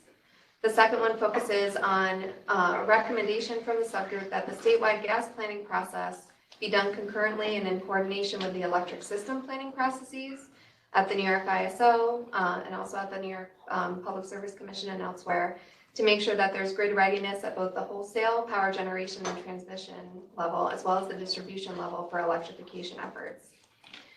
With a focus on making sure that we're looking at this from a regional perspective, a little bit more localized versus a statewide perspective as well. And building on that we consider a review of different regions, timeframes, existing headroom and capacity issues, and specific needs that those areas may face that may differ from other parts of the state. And the utility investments that will be necessary to make sure that we're taking that into consideration and planning for that as part of the transition.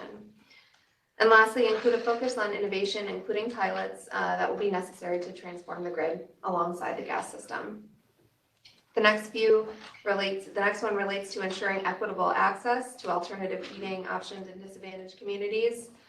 There, again, prioritizing technical and financial assistance to enable households in these communities that the CLCPA acknowledges were historically underinvested in, to make energy efficiency upgrades and electrify and decarbonize affordably. Ensure that as new technologies, including energy efficiency and funding opportunities, become available, that benefits to these programs for disadvantaged communities are prioritized. Again, expanding upon what this requirement of the Climate Act is asking us to do. And lastly, address the concern that investments in building and decarbonization may increase the rental cost of housing, particularly for low-income consumers in disadvantaged communities, and that become a real consideration so that we don't ensure that our efforts to invest in building electrification have a negative impact on the rental cost and affordability of housing to consumers. Lastly, consider health benefits and cumulative impacts, including historical burdens, specifically coordinating with the Department of Health for data and health impacts to help inform what that means as part of this plan development, but also to determine the feasibility, the climate impacts and health impacts of our current infrastructure, new technologies, and alternative fuels prior to those infrastructure investments being made. Next slide, please.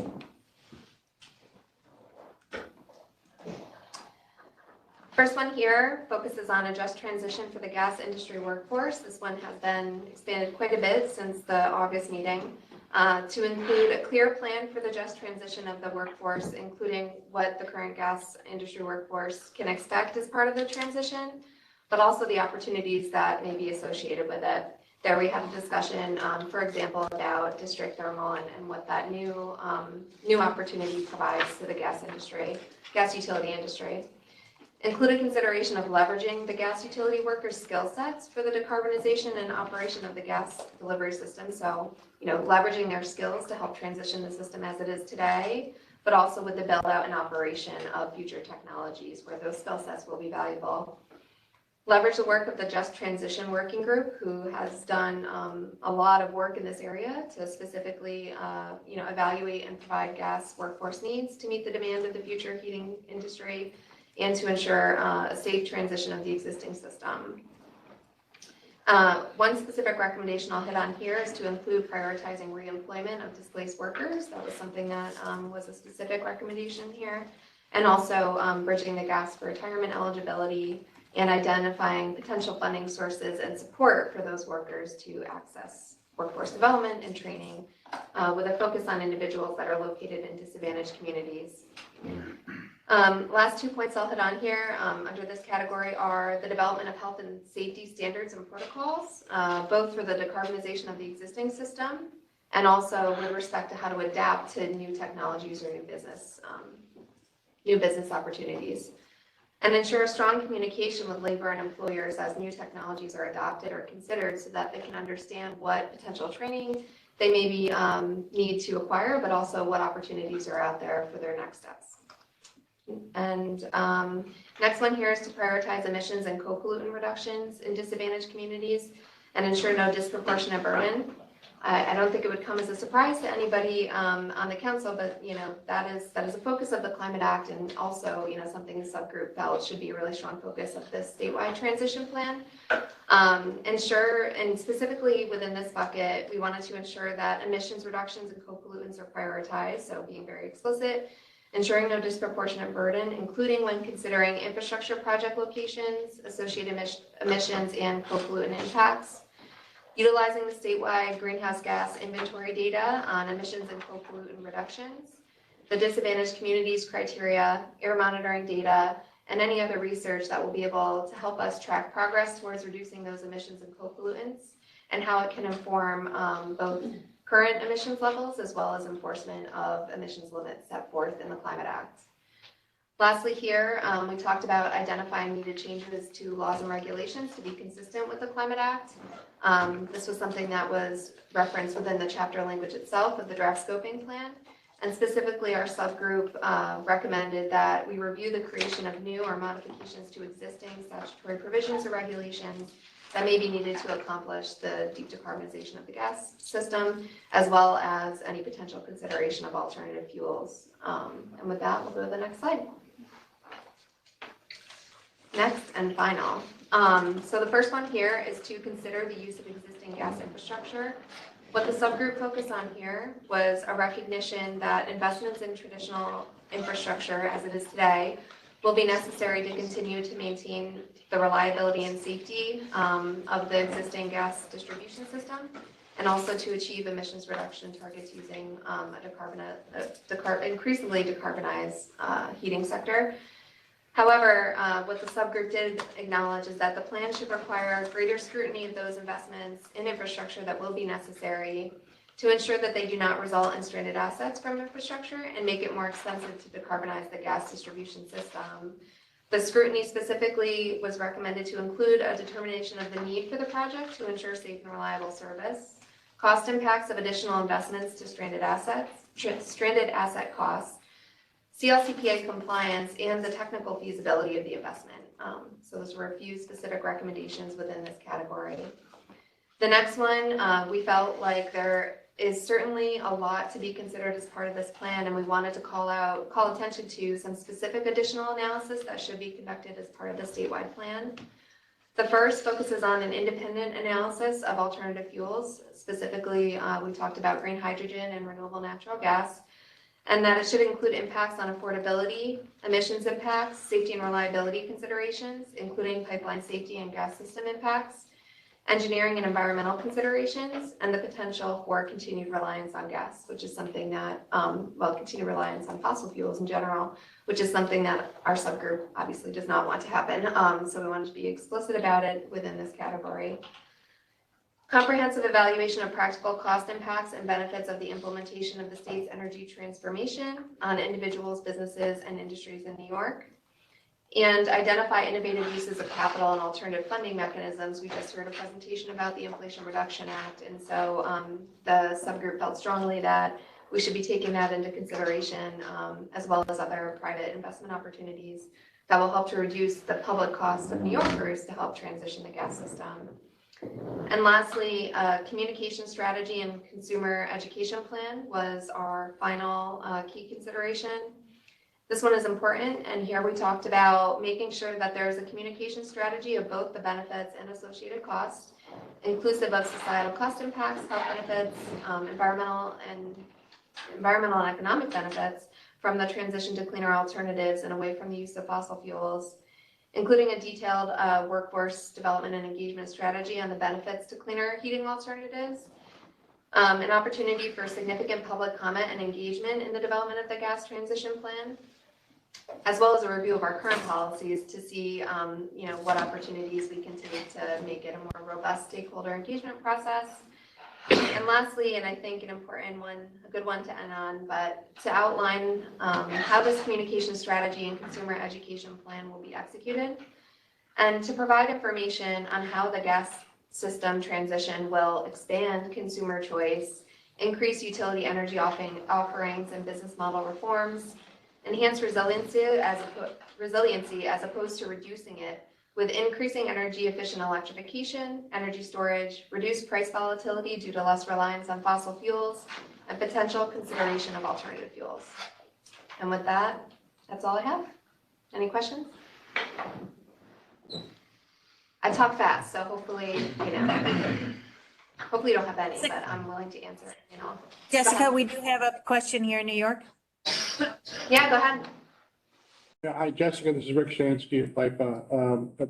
Thanks for this. There's a lot of material here, and I just wanted to clarify 2 points just to make sure that they kind of pop out.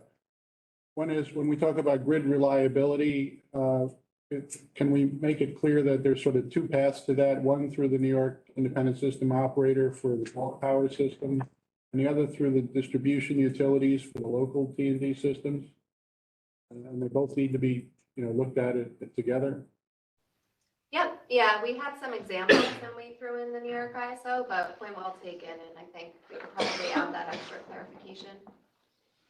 Okay, thank you. And then the other point is when coordinating electric and gas system planning, one point to bring out here is to make sure that we're making sure that pipeline gas remains available to power plants to the extent that they're being relied on the generation side. And until we retire them, they need to have a fuel supply, and we just need to coordinate those 2 things. Yeah, so to that, I guess I would answer that the subgroup discussed maintaining safety and reliability of the gas system as a whole. That would include all of the off-takers that are off-takers to that system. I certainly think that, we continue to build out cleaner electric generation alternatives, but certainly we wouldn't want to jeopardize the reliability of the electric system, which to the extent that those generators are still using natural gas. We didn't get specific on that, but I think it's implied in maintaining overall safety and reliability of the system. But thank you. Yeah, thank you. I mean, one way of parsing that would be that the generators tend to be served off the gas transmission, whereas the customers tend to be served off the gas distribution. And again, they kind of need to be looked at in Guys, Sure. thank you. Yeah, and I think an important point, Rick, on that one is, I know that some of the power generation facilities are on the interstate pipeline system, so something that, I think we'll take into consideration as part of our planning process for sure. Thank you, Jeff. Thanks.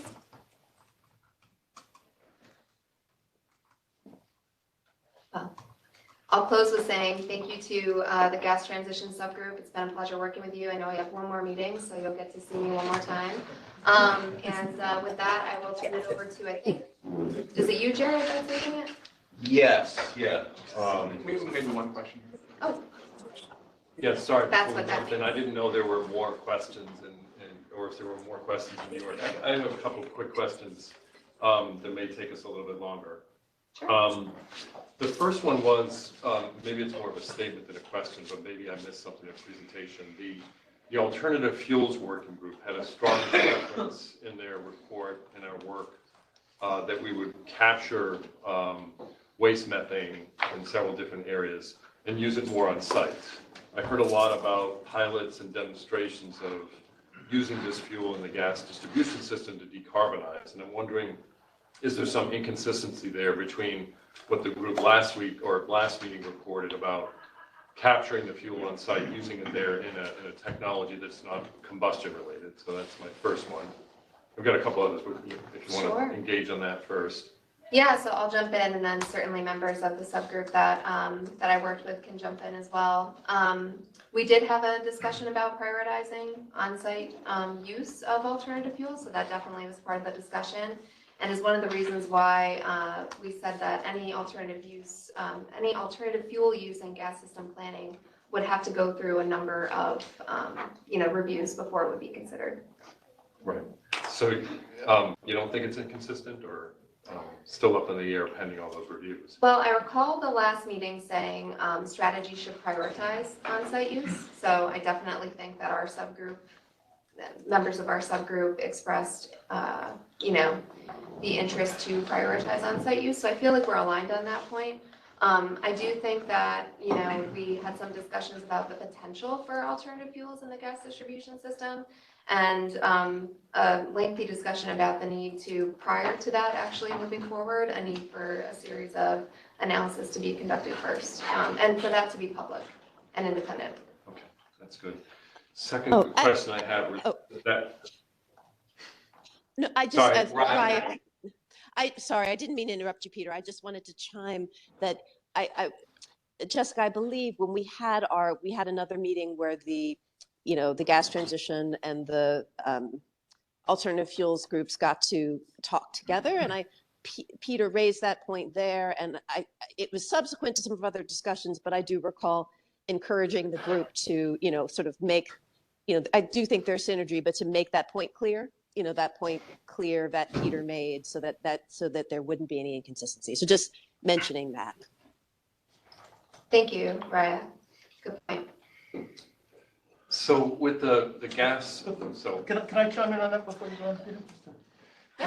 As a member of both of the subgroups, I too think that we set a strong priority for using it on site. At least I feel strongly about that. And there are several reasons for that. One of which is that the methane emissions associated with converting from biogas to renewable natural gas are substantial, and there's an energy tax as well. So both from the standpoint of efficiency and overall emissions, using it on site is be my preference, and I thought it was our working group preference. Thank you. I would just add that I think there's a technical issue that we can't kind of like say, well, I use everything local. That means everything is there local, and we've defined the potential opportunity or problem with decarbonizing a certain area. So if we don't think about the potential of the distribution system, we limit the opportunity to respond to something that we may define as difficult to decarbonize. I don't know what that is, but thinking about now I'm not an electric person, I get it, but you can't eliminate pieces and parts because it just destroys the effectiveness and the resiliency of the system itself. So I think that's the discussion we were having. Yeah, I know Donna and then Chair Kushner next, I would say that there was a discussion of prioritize on-site use, but also the discussion of needing to keep options on the table. And to get the options on the table still, we, as a subgroup, felt like there are additional analysis that would have to be done, both independently and also in a public forum, so that, prior to consideration of any use of alternative fuels as part of gas system planning, there would be a series of checks and balances that occur first. But prioritize on-site use, keeping options on the table, but also some guardrails around what that looks like.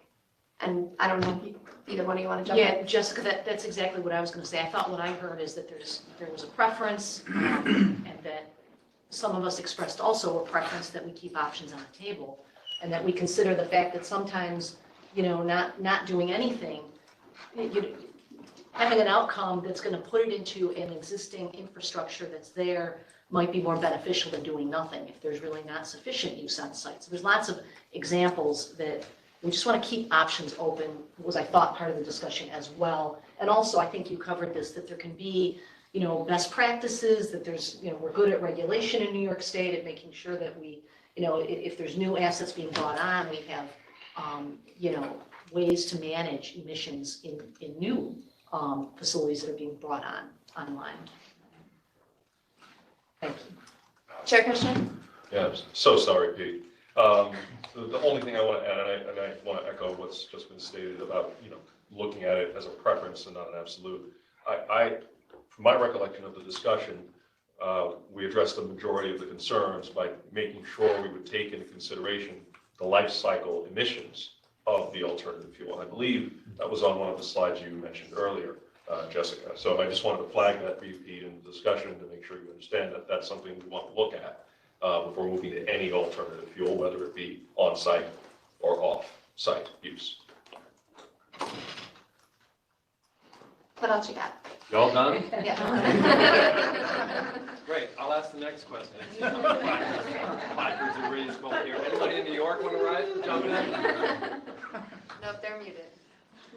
So let me throw out a hypothetical then, because I know there's this concept of keeping everything on the table, but there are also statutory limitations. Yeah. And I'm going to give a hypothetical, and I'm sure this is going to, engender some follow-up questions. A state agency, and I'm going to put agency in quotation marks so I don't have to read all the different parameters of Section 7 that apply to state entities.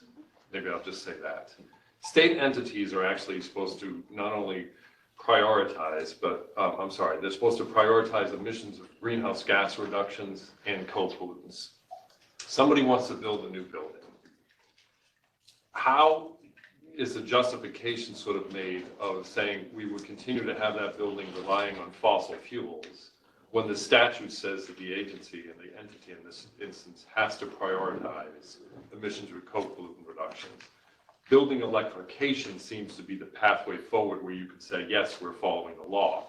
Continue reliance on fuels, fossil or otherwise, that would combust and therefore have co-pollutants.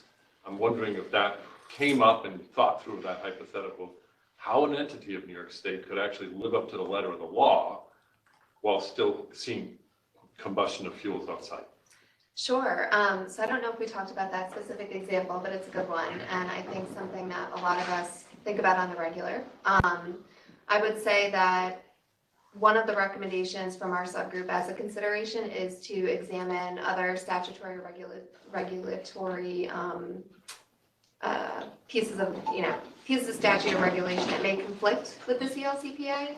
I think with any discussion of, customer choice of what fuel they use to build their new building, there are other regulations that pertain to the obligation to serve, and whether it's public service law or transportation corporations law. And so I do think coming out of our subgroup, we did talk about the need to examine those other statutes and regulations, and I think it's something that would naturally occur as part of the development of a statewide gas transition plan. Just for the record, I thought the governor was very bold in actually suggesting in the budget proposal last year to address some of those issues front on that were already in the draft climate plan. And I hope we can get back to that, getting rid of those statutory constraints like obligation to serve, so that we can live up to the letter of the law and the spirit of the law, which is about greenhouse gas emissions reduction, but also reducing the co-pollutants that have caused such harm in disadvantaged communities that I think we recognize and the legislature recognized when they did the CLCPA. So I don't know if there's other placards or people who want to weigh in that point before I ask my last one. Now I'm just feeling sorry for you, so go on. I don't know why. I don't want to interrupt you. Go ahead. When we were, well, there's two real quick. One's fast. You talked about the increased price of rental costs. Did you also say that that analysis should look at the decrease in healthcare costs that people are paying?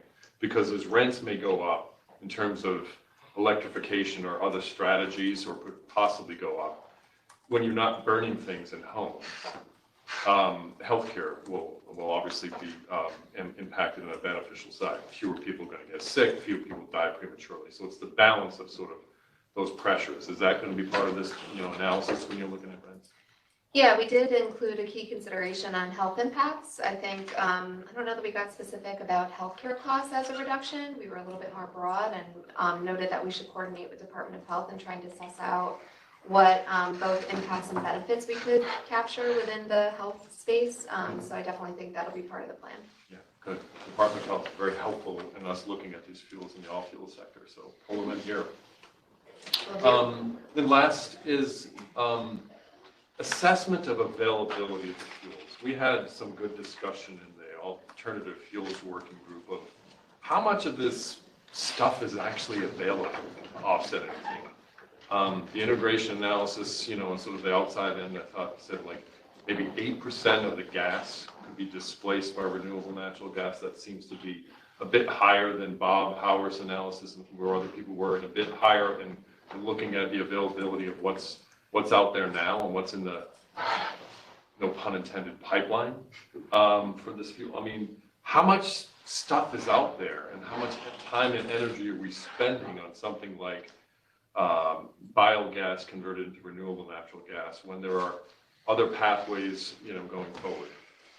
Yeah, we did have a couple of discussions, I think one in our joint subgroup meeting, but also just about maybe some disagreement naturally about what the availability of those fuels looks like. But again, when we talked about the independent analysis that we would do, we also included the feasibility of this fuel, including the availability of it. So that was something that we called attention to in our criteria. All right, thanks, appreciate it. I hate to say this, but here, I get where Peter's going with how much fuel is there, but really the other side of that is how much electric capacity is there. So it's an interesting conversation to have, but you can't separate, the discussion on fuel with the discussion on the electric system. And I know we've tried, I just don't think that we can do it realistically. But I appreciate what Peter's doing. And to your point, Dennis, I think our plan that we developed addresses that. So Exactly, yeah. it's good. I'm comfortable. Anyone else? Okay, great, thank you. Thanks, Jess. And I think since you'll be coming back at the next meeting with the gas system transition additional edits, this was a lot of information. So I think if council members want to kind of process it and bring questions back at the next meeting, we can continue the discussion there as well. Yep. So thank you. And now we're over to Jared to cover economy-wide. Next slide, please. All right, so I'm going to start the presentation for the economy-wide subgroup, but then I'm going to turn it over to Vlad Gutman-Britton of NYSERDA to go into more detail on a couple of the aspects of it. And I want to start off by thanking the participants, the members of the subgroup were the agency heads for DEC, DOT, NYPA, and Economic Development, as well as Ann Reynolds, Peter Iwanowitz, and Gavin Donahue. We had 8 meetings, and I'd say that the participation, particularly of Ann, Peter, and Gavin, was extremely good in contributing to the discussions at those meetings. So I think we made a lot of progress. The subgroup's role was a little bit different than the other two subgroups, in that it was less about resolving disagreements among council members that related to those two other areas, and more further developing what was in the draft scoping plan regarding economy-wide policies. If you remember, there were 3 different economy-wide policies identified in the draft scoping plan and a number of criteria for evaluating those. What the group did is took a closer look at those policies, evaluated them against the criteria, and really thought about what role they would play in meeting the goals of the CLCPA and how they could be structured to best meet those criteria.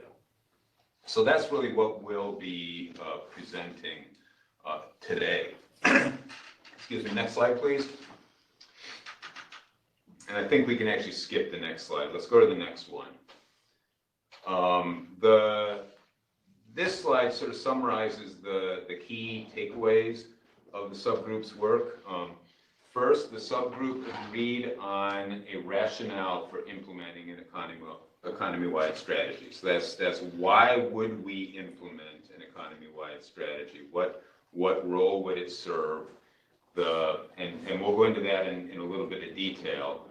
And that's really for the council to consider in deciding whether to include an economy-wide strategy as part of the scoping plan. We also developed 2 recommendations for the council to consider, 2 proposed approaches to an economy-wide plan. The first, or to an economy-wide program, one of them is would be a potential carbon tax. So the group developed the elements of a carbon tax that would achieve as many of those goals of the Climate Act as possible and meet the criteria.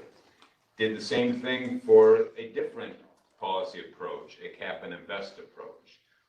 The difference being a carbon tax places a price directly on emissions of greenhouse gases. A cap and invest approach places a cap on the emissions, and then the market allocates the emission reductions through the sale of allowances. And those allowances sales basically place a price on emissions of carbon as well. The third option that the subgroup considered was a clean energy supply standard. The most common clean energy supply standard that's seen elsewhere in the United States is a clean fuel standard for transportation, but it could be applied to all fuels. What the subgroup determined there was it's best to consider that kind of policy on a sector-specific basis. So, to consider in transportation sector discussions whether there should be a clean fuel standard as opposed to developing one that would work across the entire economy. So based on those 2 policy sort of design elements that were put together for carbon tax and cap and invest, the majority of the subgroup indicated a preference for a cap and invest policy, and I think that's largely because it places a cap on the emissions, and that cap would be designed to meet the emission limits that were required to achieve by the Climate Act. But there's other reasons, sort of pros and cons of these policy elements that I think that Vlad will go into in his presentation following mine. I just wanted, next slide please,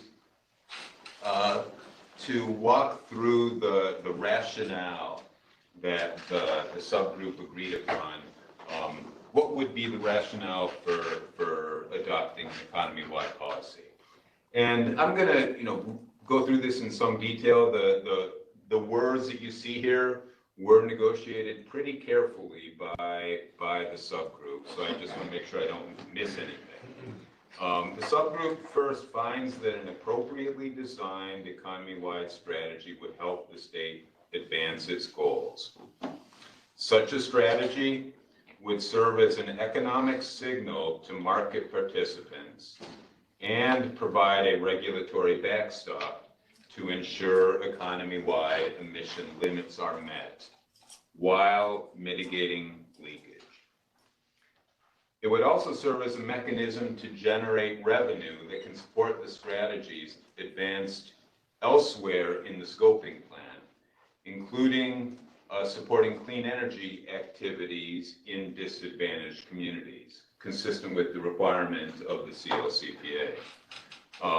Again, as sort of emphasized throughout the Climate Act, equity should be integrated into the design of any economy-wide strategy, accounting for the emission impacts in disadvantaged communities and the costs realized by low and moderate income New Yorkers. So there's two elements to the equity.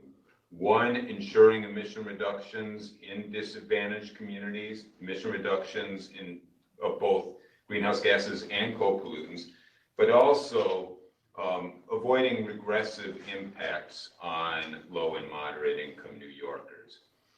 And finally, an economy-wide strategy would be implemented as a complement to, not as a replacement for, other strategies in the scoping plan. So think about it as an overarching policy on top of all the other policies in the scoping plan that helps achieve the emission reductions we need and ensures that we meet the emission limits.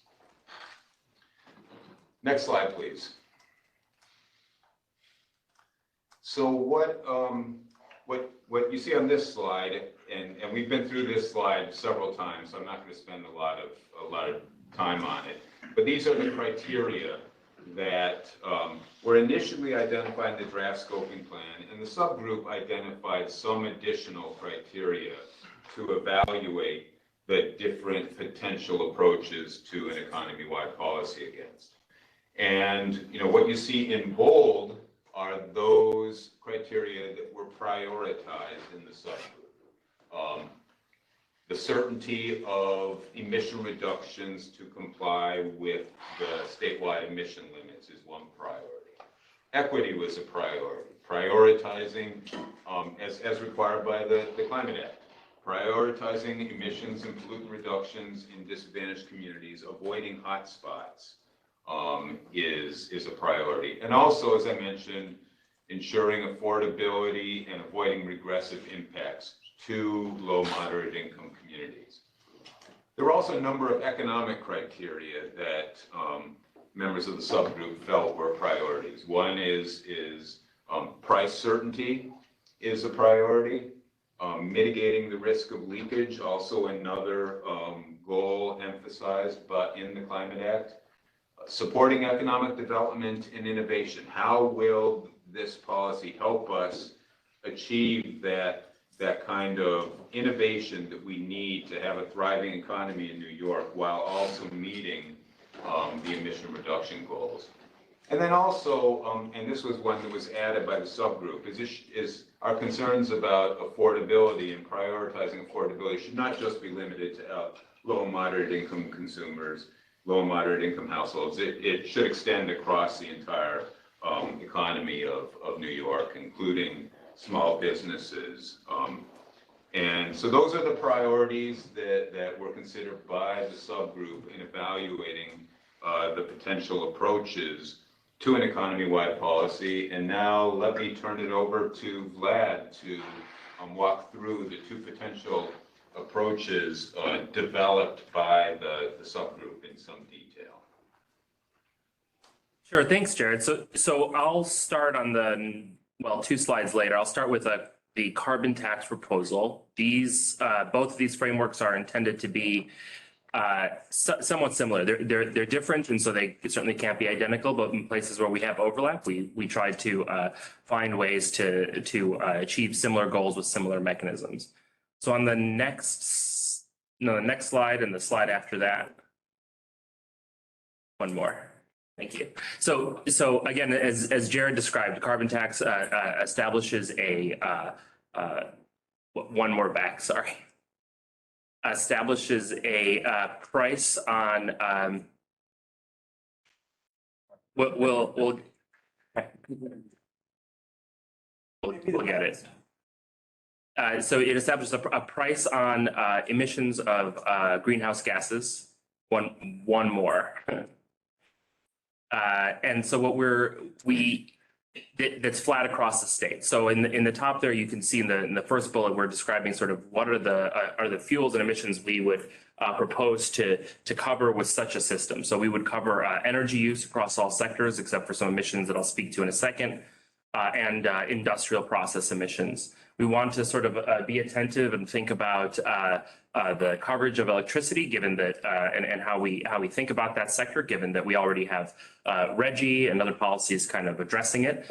So that's a point of ongoing policy development that we will that the state will need to undertake. There are some sectors that we don't think that a carbon tax would be well suited to cover. So there are some places where the state can't legally apply a price. So for example, aviation emissions there are limitations on what the state can do in terms of regulating those emissions. Waste sector, methane leakage is difficult to cover, agricultural process and some other sectors like that. But the bulk of emissions would be able to be covered under a system like this. So one of the other criteria was certainty of emission reduction. So, what we're proposing under this, what the subgroup is proposing under this approach is not just a flat price with a flat escalator, but an escalation that over time responds to the state's progress toward meeting its goals. So the price would be adjusted based on that. So if the state is sort of reducing emissions at an inadequate pace compared to where we need to be over time, the policy could incorporate a mechanism by which the price would grow faster in that year. If we're on track, maybe it doesn't grow or has an alternative approach. But the intent would be that price escalation, that mechanism would be established on the front end to be responsive to our emission reduction progress. So this system would provide some reasonable degree of price certainty because anyone who is a participant or observes the New York market would be able to know that there's a price set in law and the circumstances under which that price changes over time. There would be some degree of predictability to how that price changes over the coming years. Obviously, it's certainly not perfect predictability as it would be if there was a flat escalator, because the proposal again here is to be sort of responsive in year to year changes to that price to make sure that we are remaining on track with our kind of emission trajectory. We would certainly want to set that price at a level that is adequate to achieve the emission reduction targets set in CLCPA, in particular for 2030 and 2050. And then depending on how we think about, again, as I mentioned earlier, how we think about the electricity sector, we will want to take careful steps to reconcile and incorporate the RGGI prices and electricity treatment under that system potentially with what is done here. On the next slide. So a few more criteria. So again, so addressing climate justice was a priority for the subgroup, and so while the subgroup discussed a number of potential mechanisms, the key focus area here was to ensure that spending from the revenue generated from carbon taxes meets or exceeds CLCPA requirements for investment in disadvantaged communities. Folks have concerns and want attention paid to the sort of affordability of a system like this, and so a few kind of proposals here. One is to start at a low price, but one that escalates over time to the level necessary to meet 2030 emissions limits and beyond. A lower initial price would allow some glide path for users of high emitting fuels to sort of transition to cleaner sources of energy over time. Another mechanism is rebates to low-income LMI households. Now, rebates is in quotes here, and the reason is because the thought is that there could be a number of ways to get at this purpose. So one could be direct cash rebates to mitigate the additional cost burdens felt by LMI households as a result of imposing this policy. Another could be investments targeted toward these households intended to reduce their exposure to the price. So that maybe that's transit passes or access to energy efficiency or lower emitting technologies that would reduce their their sort of total carbon footprint, and therefore the amount of money that they would be required to pay as a result of the imposition of the price. So we'd want to kind of think through how that sort of combination of factors yields affordability and ensures that all households are made whole even after the imposition of this policy. For leakage mitigation, so we want to be attentive to industrial sources of emissions that are competing on a sort of global market and who would not be easily able to pass on the carbon costs from such a policy.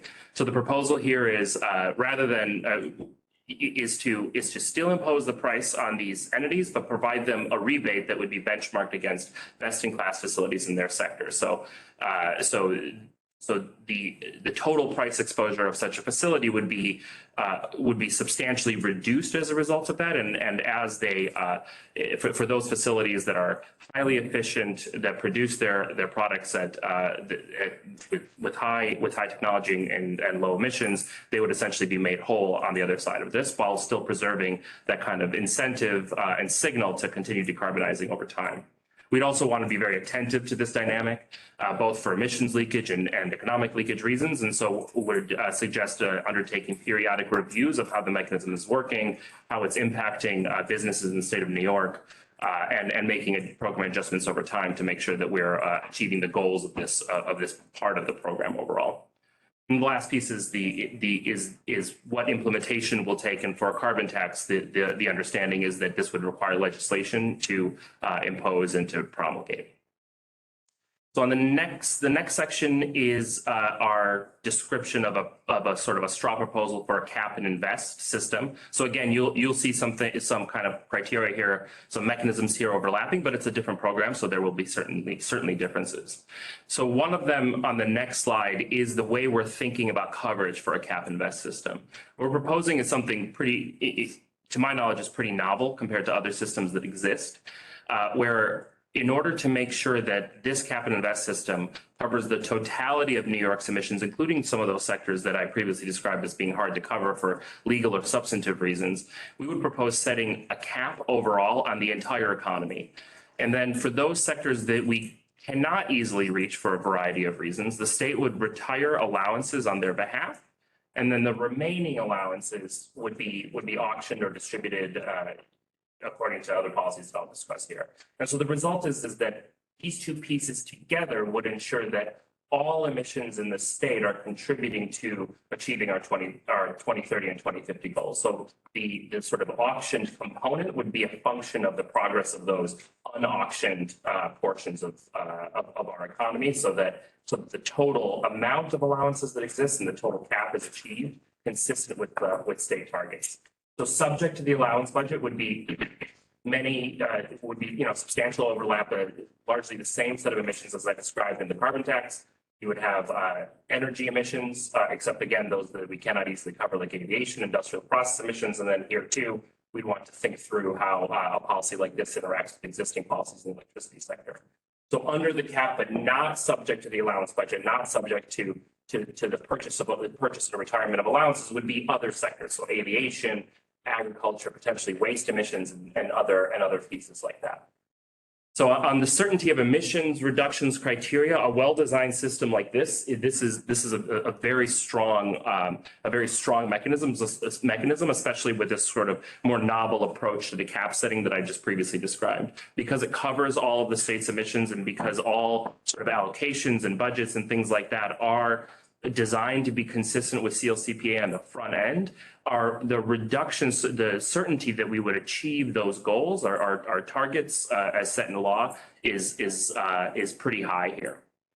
On the next slide.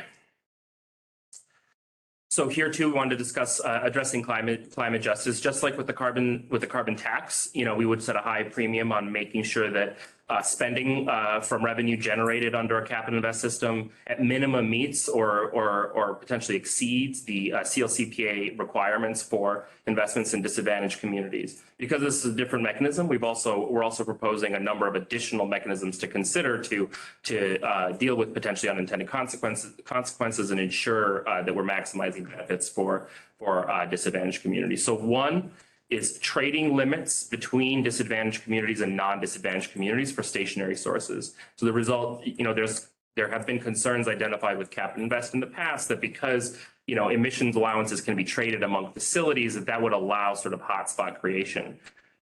The intent here is to make sure that allowances that are issued or sold within a disadvantaged community essentially stay within a disadvantaged community. I'm sorry, that's the other way around. That those allowances can be traded elsewhere, but you can't bring in allowances in non-disadvantaged communities into disadvantaged communities to allow higher emissions in those places. Another mechanism could be non-tradable facility-specific caps on greenhouse gases or co-pollutants on stationary sources, also in disadvantaged communities. And we would want to impose penalties for exceeding those cap levels. And again, the intent here is to make sure that those stationary sources that are contributing air emissions in disadvantaged communities can't just continuously increase their emissions, and harming their fence line communities around them. On the affordability, here too, we are proposing some of those rebate mechanisms that I've previously described. In addition, Cap and Invest offers an additional possible mechanism for mitigating impacts to LMI customers and others. The suggestion here is the use of a consignment mechanism for gas and electric utilities, where they, before auctions, they are assigned the ownership of a certain subset of allowances. They sell them as part of state auctions, and they must spend revenue on sort of the following preference order. So one is fully mitigating any financial impacts to LMI customers, including potentially not just impacts from the use of gas and electric product, but also from other impact drivers like transportation and heating fuel that are not delivered by utilities. And then if there's money left over, we would direct utilities to spend those remaining funds for benefits to broader ratepayers, including potentially non-volumetric rebates, and this would be overseen by the Public Service Commission. And then again, if there are, as I mentioned, if there are additional impacts, we'd want to make sure that we are considering that combination of direct cash rebates and investments that mitigate LMI customers' exposure and other exposure to the cost of carbon that's imposed by the system. And then finally, on the last slide, so on price certainty, so a little bit less certain than a carbon tax, which again sets a relatively but not completely certain trajectory of price escalation. We would borrow we would incorporate into this system mechanisms that exist, for example, in RGGI and elsewhere, to set a price floor and create reserve mechanisms, emissions containment, allowance price containment reserves that would sort of mitigate fluctuations, that would keep that sort of variation on the allowance price hopefully within a set limit, so that entities can have that sort of certainty about within what range will prices fall. We also here too want to mitigate leakage for EITE sectors that are particularly those exposed to international markets. So the proposal here is that these facilities would receive no cost allowances proportional to a facility's output. So if business is booming and a facility is producing more product, that the amount of no cost allowances to them that would be allocated to them would go up to sort of encourage that sort of economic growth, and it would go down in the other example. This would be also benchmarked, just like in the carbon tax, against a sort of best-in-class comparable facility, and potentially we'd also attach a cap decline factor to this calculation, so that the amount of allowances declines steadily over time, consistent with the overall cap as established in the program and by CLCPA. Here too, we'd want to undertake periodic review of the extent that this program is mitigating leakage and delivering on its kind of core intent.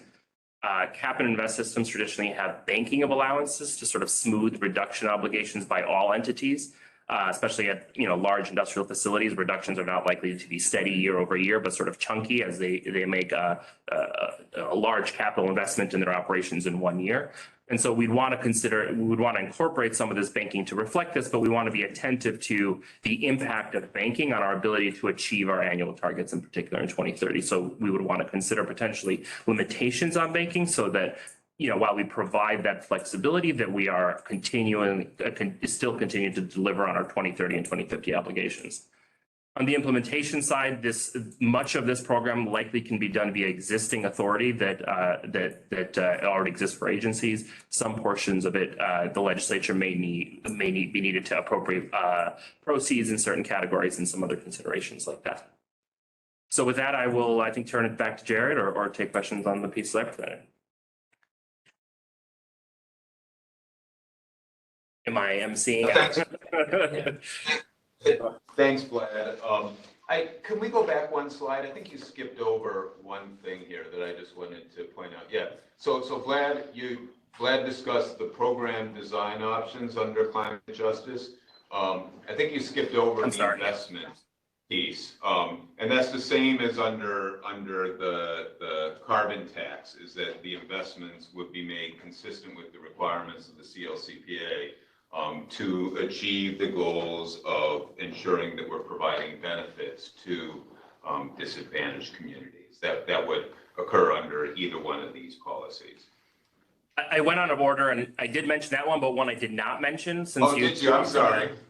That's okay, but I'm glad you brought it up because the other component is that these systems are sometimes linked to other jurisdictions, and we would want any kind of linkage determination to be predicated on environmental justice impacts of that linkage, both in the state of New York and in the linking jurisdiction, so that the action of the state of New York potentially linking to another system like that doesn't harm disadvantaged communities either in our state or in the linked jurisdiction either. All right, so I see Gavin has a question in the room here. First of all, or a comment, and Gavin was on the subgroup, so. First of all, a comment and then a question, and more of a statement of something I'm still uncomfortable with, but I have to tell you, this group really worked hard and we came a long way. I'm really comfortable with a lot of what was here. What I'm not comfortable with under the tax and cap program or just the carbon tax program is how we deal with electric generators that are also buying RGGI credits.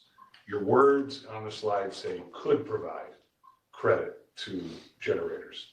It should provide credit to generators that are participating. It's a wording thing, it's details, it matters to me because if we're gonna tell generators they're gonna have to pay twice for these programs, to me, that's a big problem. So the way it's worded, it says could, and I think it should provide a credit when you're participating in that program. That's my, I know it sounds insignificant to many people, but it's an important topic for us.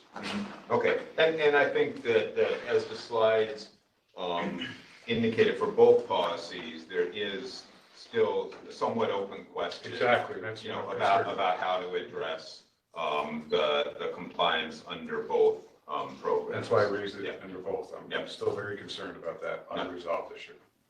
Okay, and so for your point of view, Gavin, at a minimum, if the electricity sector is part of either of these programs, that credit should be provided for what is paid. Must be for what's paid under RGGI. Yes, it must be. Okay.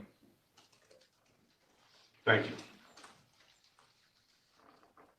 We have some questions in this room if there Yeah, thanks.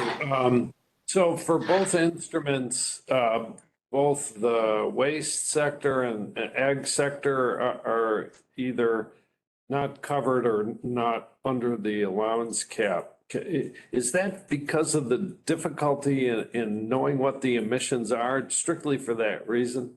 Yeah, so that's the case under the tax. They would be under the cap based on estimates in the cap mechanism, but they wouldn't be the sector wouldn't be purchasing allowances. So it'd be part of how the overall cap is designed and the amount of allowances then available for, the energy sectors, for industry and things like that. But it wouldn't be a sort of a directly regulated, they wouldn't have to purchase and retire allowances, but that's right. Makes sense. Yeah. For waste, I think it's a little bit, there's a little bit of additional thinking. The waste sector, the recommendations in the waste chapter recommend a price on waste generated. And so the combination of that mechanism plus performance standards, so limiting the amount of organic waste generated, because that's what brings breaks down and causes the methane emissions. Placing a price on that and performance standards on landfills that ensure the capture of as much methane as possible. That may be sort of an alternate mechanism that would help ensure that we're getting the emission reductions we need from the waste sector. In addition, I mean, for the reasons that Vlad mentioned, we do have those questions about our ability to monitor the exact amount of methane emissions from any given landfill. And so you know, maybe a potential path forward here is to start with the policies that are recommended in the waste chapter, but continue to track emissions from the waste sector and look for opportunities to add it to either of these programs, you know, once we develop more certainty on what the emissions from any individual regulated entity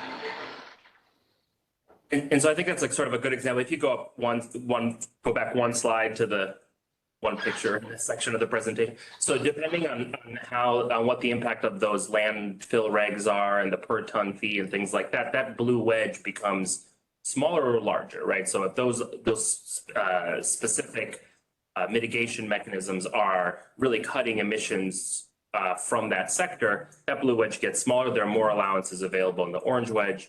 If we don't do that, the blue wedge is larger and there are fewer allowances in the orange wedge. But no matter what, the total of those two wedges add up to whatever the cap is in that year, the CLCPA limit in that year.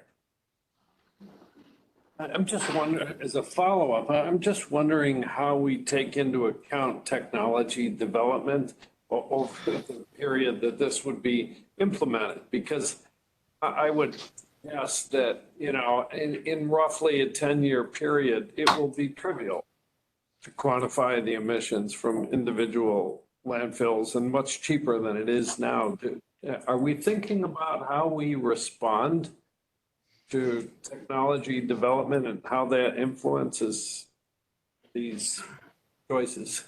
It'd be a 30-year program, so I would imagine over time it would need a number of adjustments to reflect, you know, advancing knowledge and things like that. We didn't have a specific conversation on that point about how to deal with our kind of growing understanding of landfills. This would be the mechanism to start with, but certainly, you know, any program that's launched and lives for 30 years, we want to be sort of make sure that it continues to be fit to purpose. Just a comment about. Rick, we have one more question here in Albany, or sorry, New York City. Apologies. Okay, and then we'll turn it over to. Let's roll. Okay, just a quick comment about terminology. If the investment options are the same in between carbon tax and cap, then, you know, maybe we just need to tweak the nomenclature so that it doesn't imply that one has a different set of options in it than the other. If it's really how you impose the thing, but once you have the money, you can do the same things with it. You know, we just need to bring that point out. Yeah, agree. Good point. Right. Bob? Yeah, I just want to reiterate what Paul Jepson said. We will be measuring emissions much better within just a few years. And I think that should be part of the explicit planning moving forward. But also, when you talk about the waste sector, you highlighted the landfills. Wastewater treatment plants are also part of the source, and there you don't have the regulation of reducing the input. So I'm wondering if we should be thinking differently about the wastewater treatment plant sector. I think we have some of the same issues about the certainty of emissions, and so again, the approach of tracking the emissions overall. It's easier to track emissions, you know, across the waste sector through various technologies than specific sources. But as we develop better information and better ways of tracking the emissions from the specific sources, then we can add them to the program. So I think that would be the idea here. And then the third category is incinerators, which you didn't mention, which to the extent they're producing electricity, would have the same, you know, would be covered by RGGI and would be part of that conversation.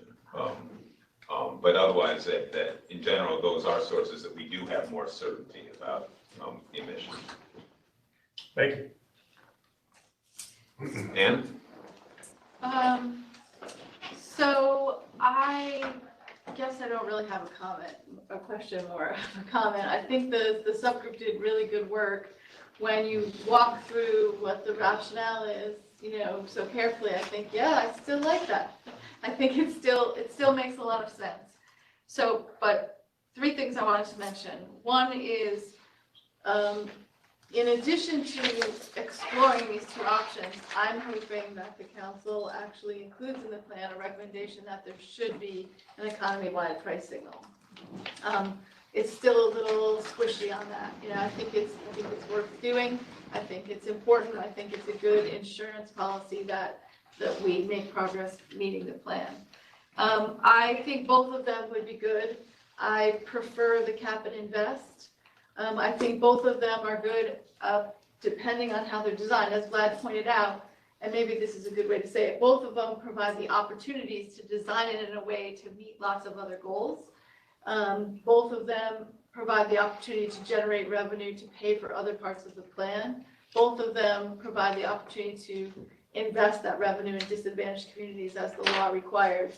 But the cap has a cap, and that's the difference. So that's where you have some assurance that you're going to meet those emission levels, and they should be complemented by all the other things in the plan, but having that cap is a powerful tool.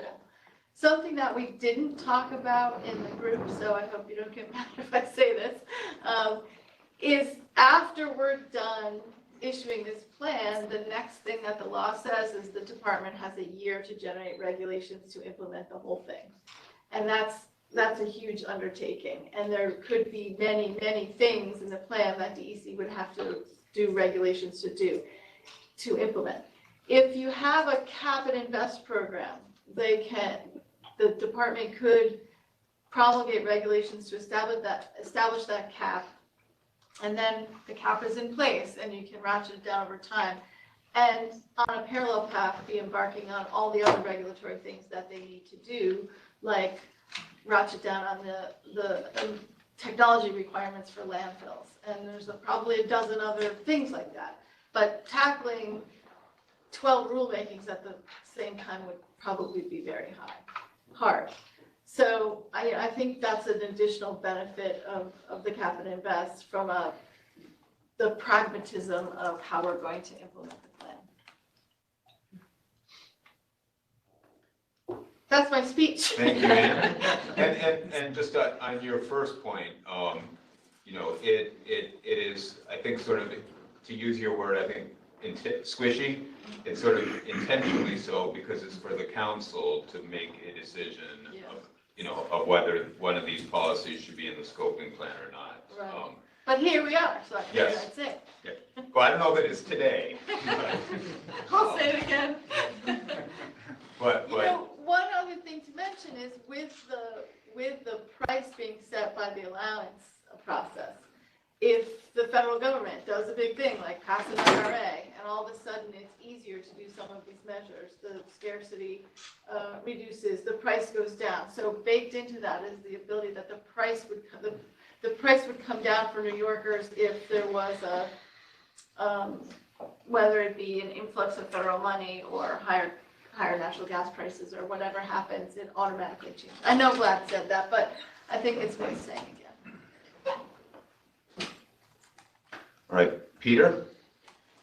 So I have 2 comments, I think, or maybe one's a question / comment, but I've always read the CLCPA as a cap. I mean, there are statutory obligations to reduce emissions to a certain extent in 2030 and 2050. So I understand the point you were making, Ann, about an economy-wide thing to set the cap, but the law itself is the cap. Peter, the law itself establishes what the cap is, but it doesn't establish the mechanisms for achieving the cap. And so that's the work that this council has been doing, is what are those policy mechanisms to enable us, ensure that we meet that cap. all the policies in the scoping plan will contribute to that. I think the point is, and either of these policies will contribute to that as well. The benefit of the cap and invest is it would be an enforceable cap that equates with the emission limit under the law, and that provides the assurance that we would meet the emission limit. Right, but you can do that by just doing straight up regulations too. The regulations we don't have the certainty that any combination of regulations add up to meeting the emission limits. You know, for example, we just talked today about the Advanced Clean Cars rulemaking, which requires, as of 2035, 100% sales. As of 2030, 68% of sales being electric vehicles. Well, the integration analysis tells us we need 90 to 98% sales to be electric vehicles. So that regulatory mechanism does not even achieve that part of what we need to meet the overall emission limits. And I think the same can be said for the other regulatory mechanisms. Well, this is Raya. I want to jump in. I want to agree with Peter. I want to disagree a bit to the extent that, when you parse the law, there are several areas, that's the whole creation of our renewable energy program, right? Was to divide, under the Public Service Commission, the law mandates that in regulation to address our electricity sector goals. So, I mean, it's not the case that, the law doesn't provide for emissions regulation. And yes, I don't think a cap and invest regulatory scheme would have more certainty than that rule that you just stated. But the reason I wanted to clarify that, but I also believe that a strong regulatory regime, to enforce the emissions caps that are created by the CLCPA is required here and is what we should absolutely be focusing on. I don't see this as if anything, the economy-wide is a both and, but it is not a substitute for the regulation that the DEC, the PSC, and other bodies are required to do to enforce this, which also, by the way, is very importantly supposed to include every agency considering the greenhouse gas emissions goals and not just disproportionately burdening disadvantaged communities in all of their decision-making. And I don't think we've even gotten there in terms of what that accounting would look like if we were to see truly that implemented throughout all of government agencies. So anyway, I just wanted to make that point. And Raya, thank you. On your point about the other regulations, I think the subgroup has made clear, as you saw in the rationale, that either one of these economy-wide programs would not be a substitute for all those other regulations. It's really sort of would be an umbrella policy to add to the emission reductions and ensure that we meet the statewide emission limits. But I think, Peter, you had more.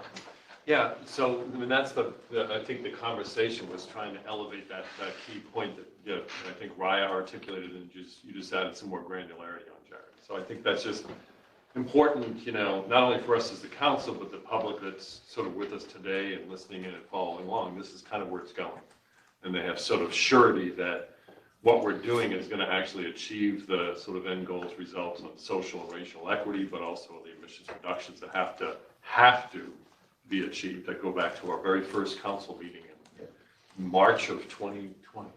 We got a very good run through of the emergency that's at our feet. So one last comment. You mentioned it very, very early on that we didn't look at clean fuel standards, and I think it's important to know that rationale that we sort of apply to economy-wide and carbon taxes applies there too. It's not just simply, okay, the transportation sector can go off and sort of create a clean fuel standard. That standard, if it's kind of going to go in a sectoral basis, has to sort of ensure that it's not going to be regressive. Has to ensure that it also will not create pollution hotspots. And in a way also has to feed into the broader goal of 40%. And I think the administration has taken that goal, it's not just to benefit of but 40% of direct spending in disadvantaged communities, which leads me to conclude, like, if you were just looking in the transportation sector, the only way to accomplish all of those strong and important caveats is just in the electricity fuel only. The Public Service Commission can certainly regulate electricity providers and how the value of that low carbon electricity, if it truly was low carbon, could be used to displace fossil fuels in that sector. So it's a very limited sort of approach, I think, is what my point is. So on that point, I recall at the last meeting, Anne asked the question about can a clean fuel standard be designed in a way that achieves those climate justice goals? And I think that was when the transportation chapter summary was being presented. And so the transportation group is rethinking that and will come back to the council with some ideas in that regard. At this point, there is no, that sort of consideration of a clean fuel standard for transportation has been tabled pending, that responding to that ask that Anne made at the last meeting. So we'll come back on that. So is the subgroup going to have yet another meeting? I hope. No, that would not be the subgroup. That would be the. Well, I think the transportation group should, come back to us before, coming back to the council, because we've noodled on it already as a subgroup. More meetings. No.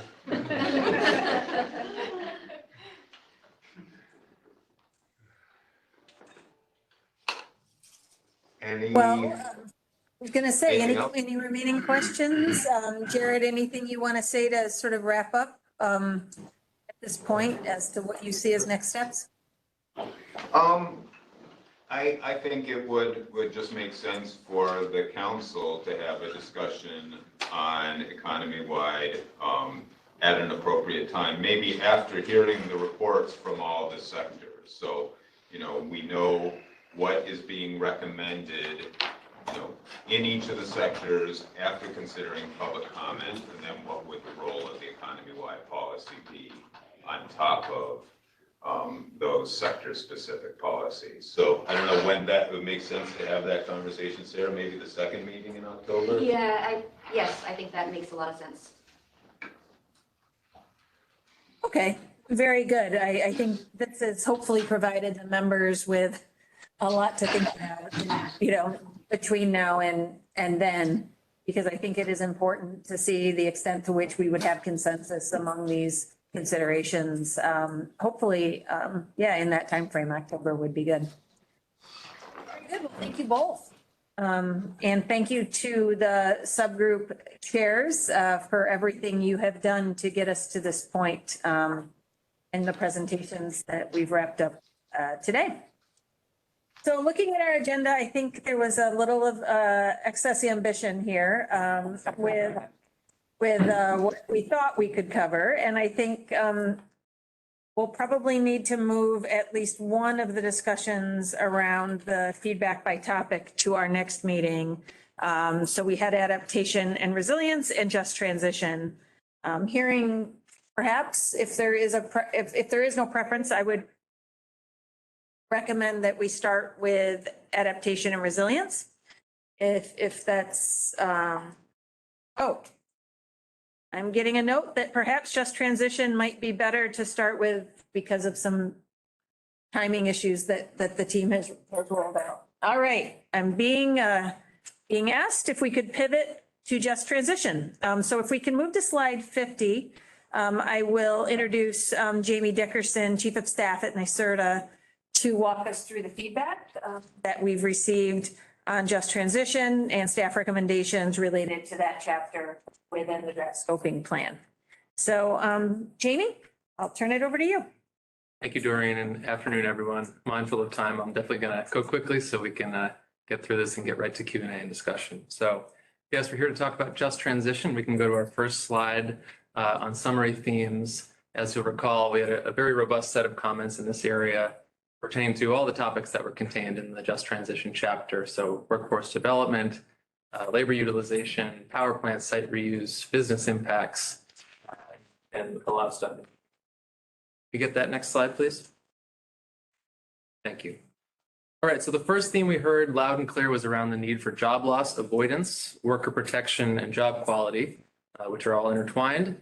Many commenters argue that New York must minimize job loss, ensure jobs created are union jobs, and ensure reemployment support and protections, including for preservation of pay and benefits for any worker who may be facing displacement, along with protections against outsourcing and privatization.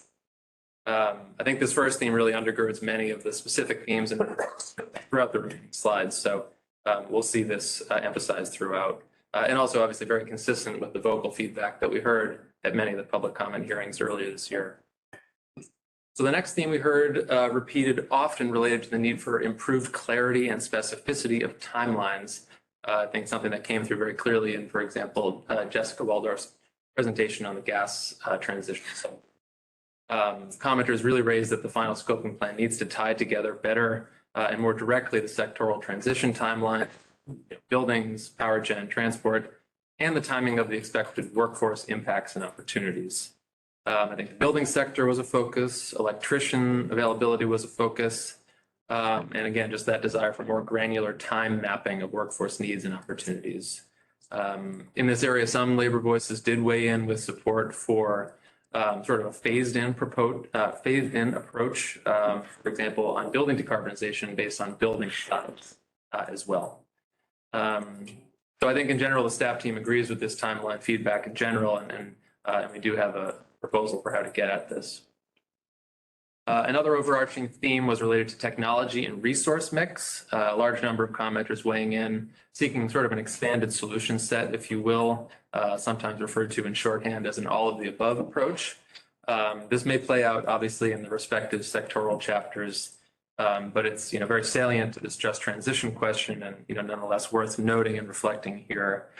So we're talking about resources like on the existing side, in air quotes, conventional nuclear, hydrogen, bioenergy, as well as newer opportunities like community thermal, perhaps most notably, as well as advanced nuclear and beyond. Green hydrogen was certainly cited multiple times as having the potential to drive workforce opportunities and a just transition.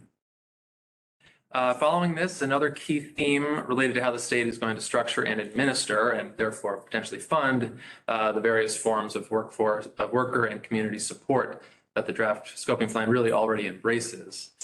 Specifically, numerous comments voiced support for the creation of sort of an office of just transition, if you will, and accompanying that, the establishment of some type of worker and community assurance fund, among other variations in name and structure. Some called for a working group, for example.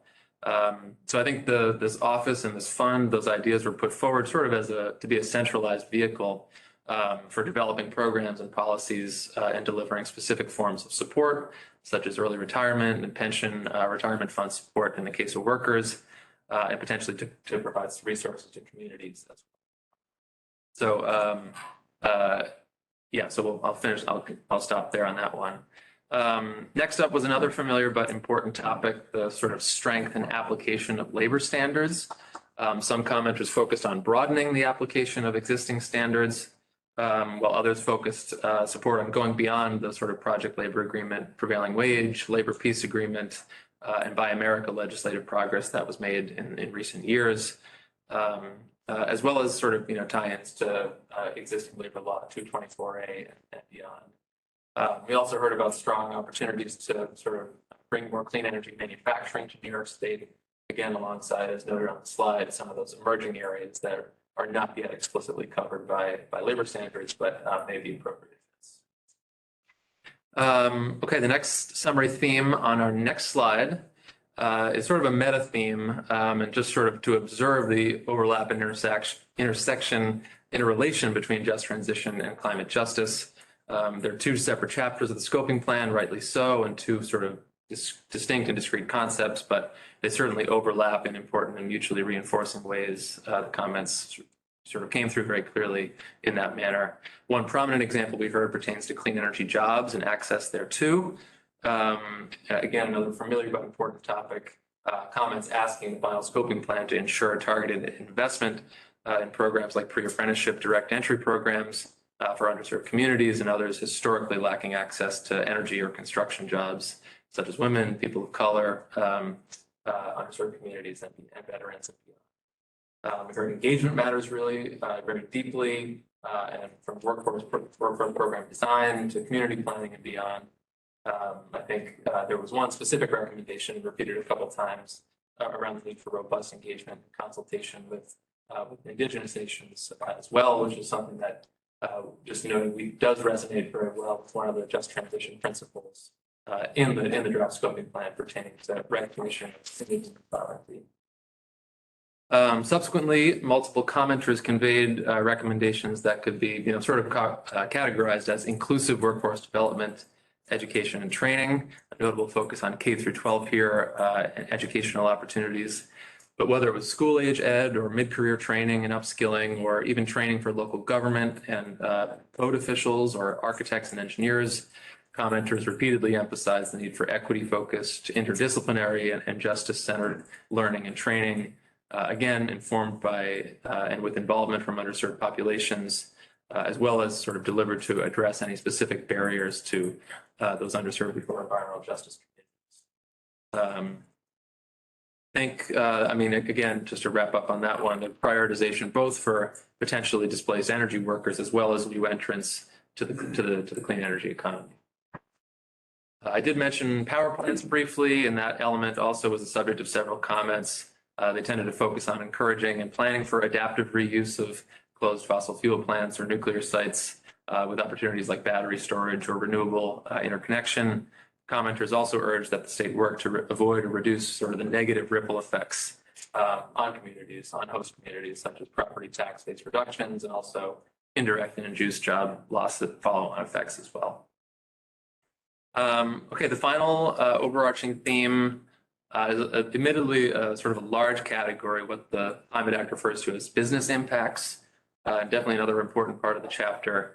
I would say in general, both labor and business voices spoke strongly for a desire to minimize the impact of climate policies on industries writ large, i.e. beyond the energy sector, thereby reducing the risk of economic disruption and displaced workers and ideally maintaining growth and jobs. In addition, I think there was also some concern voiced about the risk of negative impacts for certain energy subsectors, such as service stations, fossil gas distribution, waste, and the like. Our staff team did wish to note that so sort of some of these business impact relevant comments really have direct bearing, perhaps more so on the energy intensive and trade exposed industry chapter. But just for purposes of cross-referencing, you can see some of these topics listed out in that sub-bullet. Some questions on how to define EITE, for example, just raising under the general banner of business impacts that some commenters did voice concern about even negative impacts on industries that may not qualify as EITE, but which nonetheless may, again, have some concerns about impacts to cost or reliability, including hospitality, restaurants. And last but not least, as mentioned previously, Buy New York and Buy American policies being another lever in the business impacts umbrella to sort of aid and prioritize companies that support local hire and bring high road green jobs to New York. So where does that leave us with recommendations? We can go to the next one. The next slide, please. So trying to synthesize together some top staff recommendations here, probably not comprehensive, but top recommendations. So with respect to timelines and transitions, we sort of wholeheartedly agree and very much, again, in line with the gas system transition subgroup focus on workforce timelines. The staff team does recommend directly integrating the job study results that were sort of separate from the draft scoping plan, but sort of putting the descriptive timelines from that study really prominently into the main sectoral chapters around building, around power gen, transportation, and the like.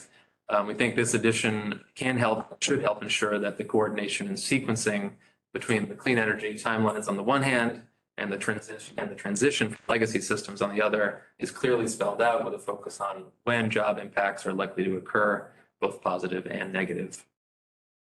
Secondly, the staff team recommends working to incorporate some targeted references to what I'll refer to here as new CLCPA aligned technology opportunities where appropriate.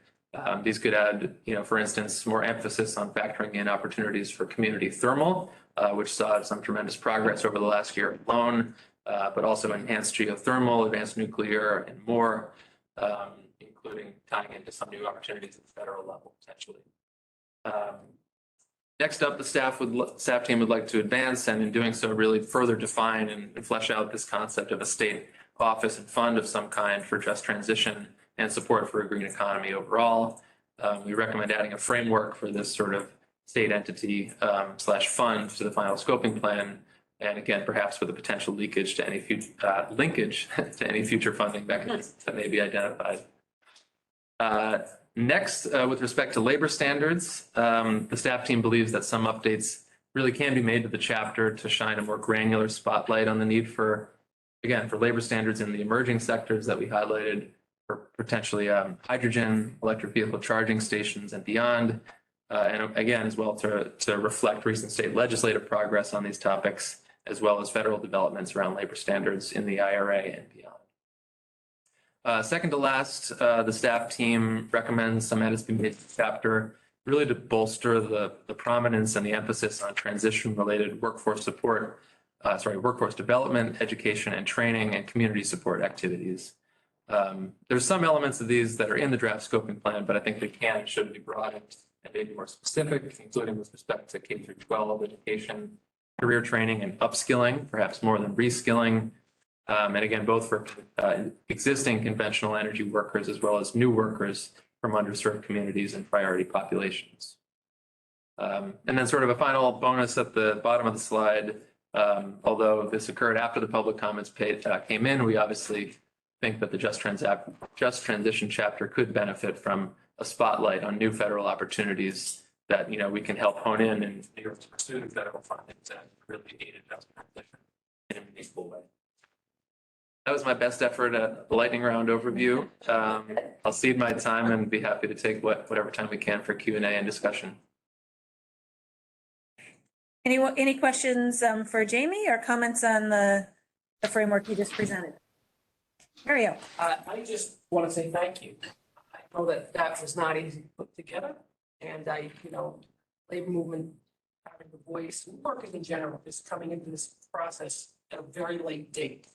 I just want to say that I appreciate the patience of everyone. We've gotten a lot of these issues out in the last few months. So I want to say thank you. And I want to thank all of the staff, because I thought that was really comprehensive, really understanding of what it is, the concerns of working men and women, just to remain as whole as possible, knowing that there is going to be an upheaval in the workforce, and trying to just make everyone as financially and economically whole as possible. So I just want to say thank you. What you really captured.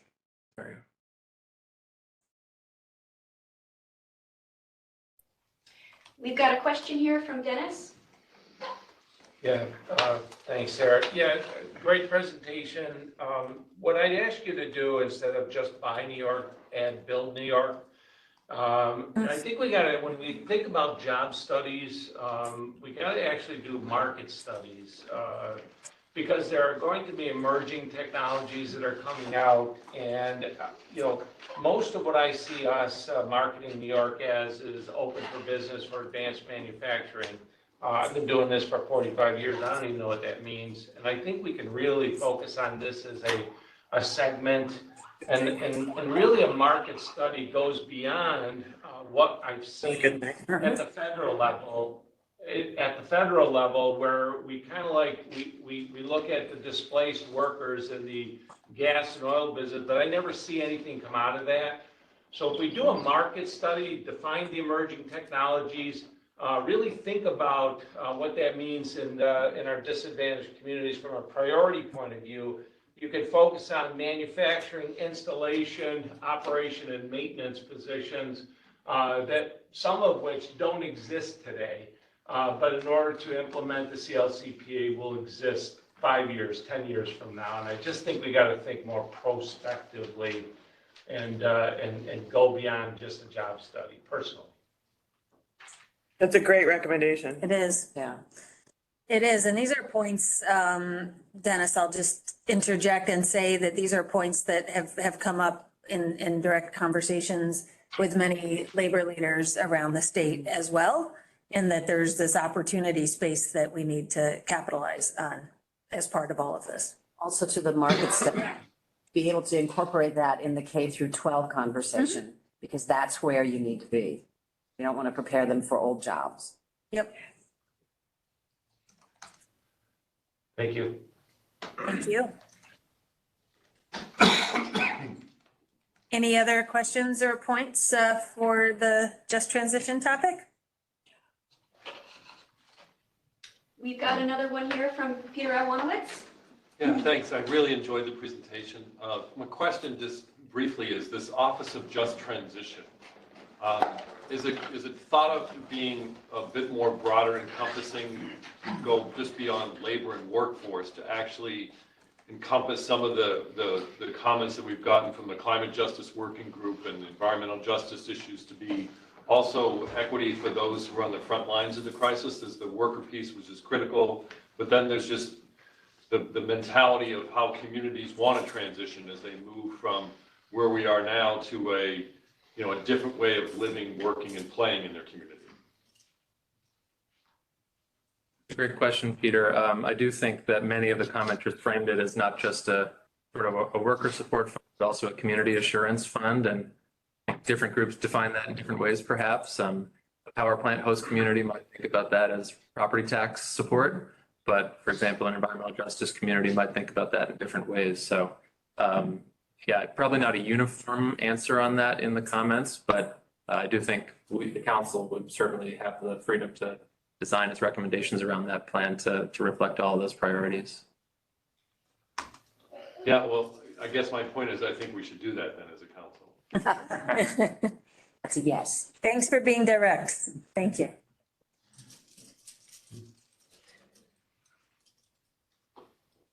Okay, I think that's a wrap on that topic. Thank you, Jamie, for the great presentation. And Mark, we will cover adaptation and resilience at our next meeting, I promise. But I think for now, probably smartest to turn to Sarah to close out with our next steps. Sarah? Sure, thanks, Doreen. So if we go to the next slide, we have a little bit of a timeline here that shows the next meetings that we have for the council. These are the same as what we've been showing in the previous couple meetings. Just showing here kind of the topics that we intend to address at each of those as well.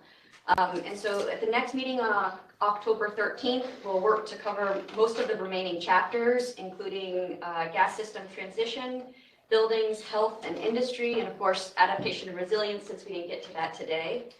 At the subsequent meeting in October, we will cover any of the remaining chapters. And then November would be, the two November meetings would be to use to discuss the red lines of interest to the council. So the intention would be to get out a red line of the draft, and so the council could adequately discuss kind of the items where they felt that we needed a little bit more work at the November meetings. And then we have teed up that the December 5th meeting would be the final resolution about any outstanding items, as well as potentially talking about the process for non-consensus items.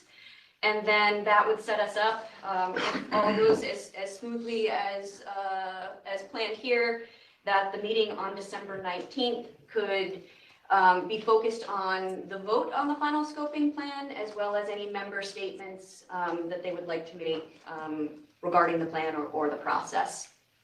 So that's what we've got outlined for the rest of the year here, 6 more meetings. That's kind of the extent of what I wanted to talk about here, but happy to take any questions if there are any on the next steps or schedule. Dennis? Yeah, Sarah, just one thing. When the ISO put out their latest outlook, it's almost like it was a cold shower, requiring that, I mean, our goals are what our goals are, But the ISO then trumped that by saying, yeah, but what we really need in order to achieve 70% is 20 gigawatts. Or, so we're looking at that. How do we reconcile what the subject matter experts are saying versus what's maybe in our scoping document? Is that a conversation we need to have during this process, or are we beyond that? So, I guess, it'd be interesting to hear from other council members. I think with the modeling work that we've done, and Carl might be better to speak to this. I don't know kind of the compatibility to say it's exactly, apples to apples comparison. And so, I think at this late stage, it might be difficult to do that, but I don't know, Carl, maybe you could speak to whether that's something worthwhile. Yeah, we could think about how we can do maybe if there's extra time, at least a little side by side on some of the key issues. At this point, there's uncertainty as to kind of how, for example, imports may or may not flow. There's certain characteristics of the system that are going to lead to some uncertainty bands. We were happy that the ISO did adopt as one of their scenarios, one of our load forecasts and the shape. So that was work that we did, we worked really hard to make sure that there was at least some commonality, but it's certainly not common across all aspects. So why don't we take back and see if there's a way that we can efficiently do some, at least a little bit of side by side to kind of share, where we think there's commonality and where there's understandable differences. I think the magnitude of the renewables will also, as you well know, if it's more solar or more wind, depending on how much energy comes from them, then the installed capacity number sometimes loses meaning, right? So we have to be careful that we're not comparing kind of installed megawatts when it's for very different types of resources. So maybe there's just a little bit of reconciling that we can do that might be helpful there. And this is in no way questioning the integration team's process. I think they've done just a great job, but I'm responding, and we point this out a lot. We have folks on the phone. Well, we got a heck of a lot more people that are watching from the outside, and they're seeing these type of reports come out. And so the first thing that comes to mind is my resiliency is going to go to hell. And that is something that we just can't look the other way on. And if there's a way, Carl, that maybe you work with the ISO to talk about how do we actually compare and reconcile the directions taking. I think there are some fundamental parts of alignment in the sense of this need by 2040 to have firm dispatchable resources. Right. I think across all our studies, we're calling for many gigawatts of that. Yeah. So I think there may be more commonality in the end themes than there may be is at first blush. Yeah, and I don't know. I just think it's worth making sure that we're all on the same page. We're just at a very critical point. Right. But I hope part of this discourse also assures you that we do think it's critical to be working with the ISO, and that our team is at the table with them thinking through the outlook, and as they iterate every cycle, we're going to be there thinking about what are different scenarios and how do we inform their process so we can all benefit from it. It's just we know that we have additional studies like we even talked about earlier. We haven't fully vetted what is going to be the cost of upgrading that distribution system, right? Mm-hmm. So we're going to be voting on this in December. Phase 2 of the programs on current utilities have gone through the regulatory process won't come out until I think the first quarter. I can't remember when that comes out. And then the distribution studies, whether anything can be derived from the DSIP process, which I don't know if it can because DSIP was pre-CLCPA. So if there's ways to look at these costs, we're going to be looking at approving something with mystery attached to it, and I just think there's an opportunity to close the gap of the facts being portrayed here. That's all. So sorry, Sarah. I'm a little nervous. Understood. From someone who's been doing this for 30-something years. I actually have a question about, it's not for this exact issue, but in terms of being in line with the science and the facts, I'm not sure exactly where you know, where the plan is, you know, in terms of like how site will be, or how, you know, like sort of underlying studies and, you know, documents that have been used for the plan will be made to the public, and if so. But in terms of closing the gap between science and practice, you know, I think there are several areas where that's important, very prominently in the area of, you know, RNG and other things that we've talked about at length. So I guess I'm interested to know how will we be documenting, you know, presenting to the public, you know, where our information has come from. And that's something I'd also like to explore in terms of, there's a lot of scientific consensus on some of the issues we talk about that I think should be included for the public to see. So it's a question, you know, how will we be, you know, how will we be like presenting that to the public, if at all? Perhaps we won't. I guess there'll be a certain number of citation and appendices. And I guess that's a question A, and a question 2, I'd like to be sure to be able to maybe present or ask for, you know, some additional substantiation from, you know, even if it's the IPCC.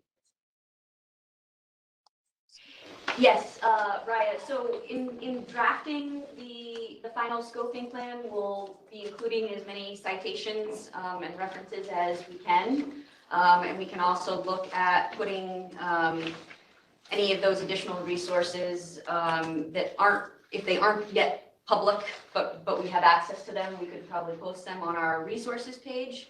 So we will certainly endeavor to make sure that that the information in the scoping plan is well documented. But I would say, kind of, when you see the red lines, Right, you know, right. I think that, right, I think, you know, those November meetings would be Good time to a be great focused time on to that. Yeah, yeah. Okay, that makes a lot of sense. Thank you. Okay.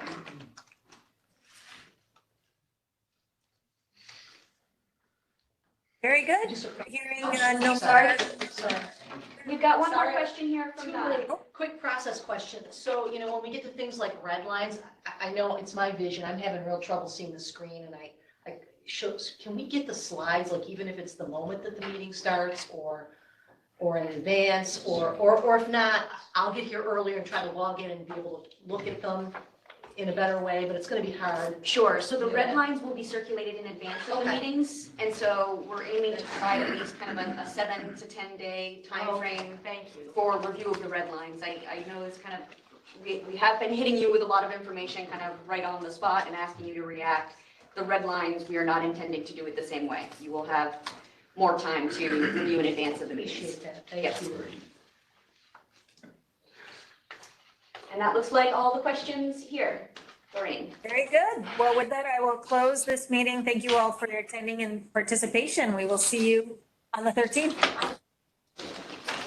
Thank you. Thank you.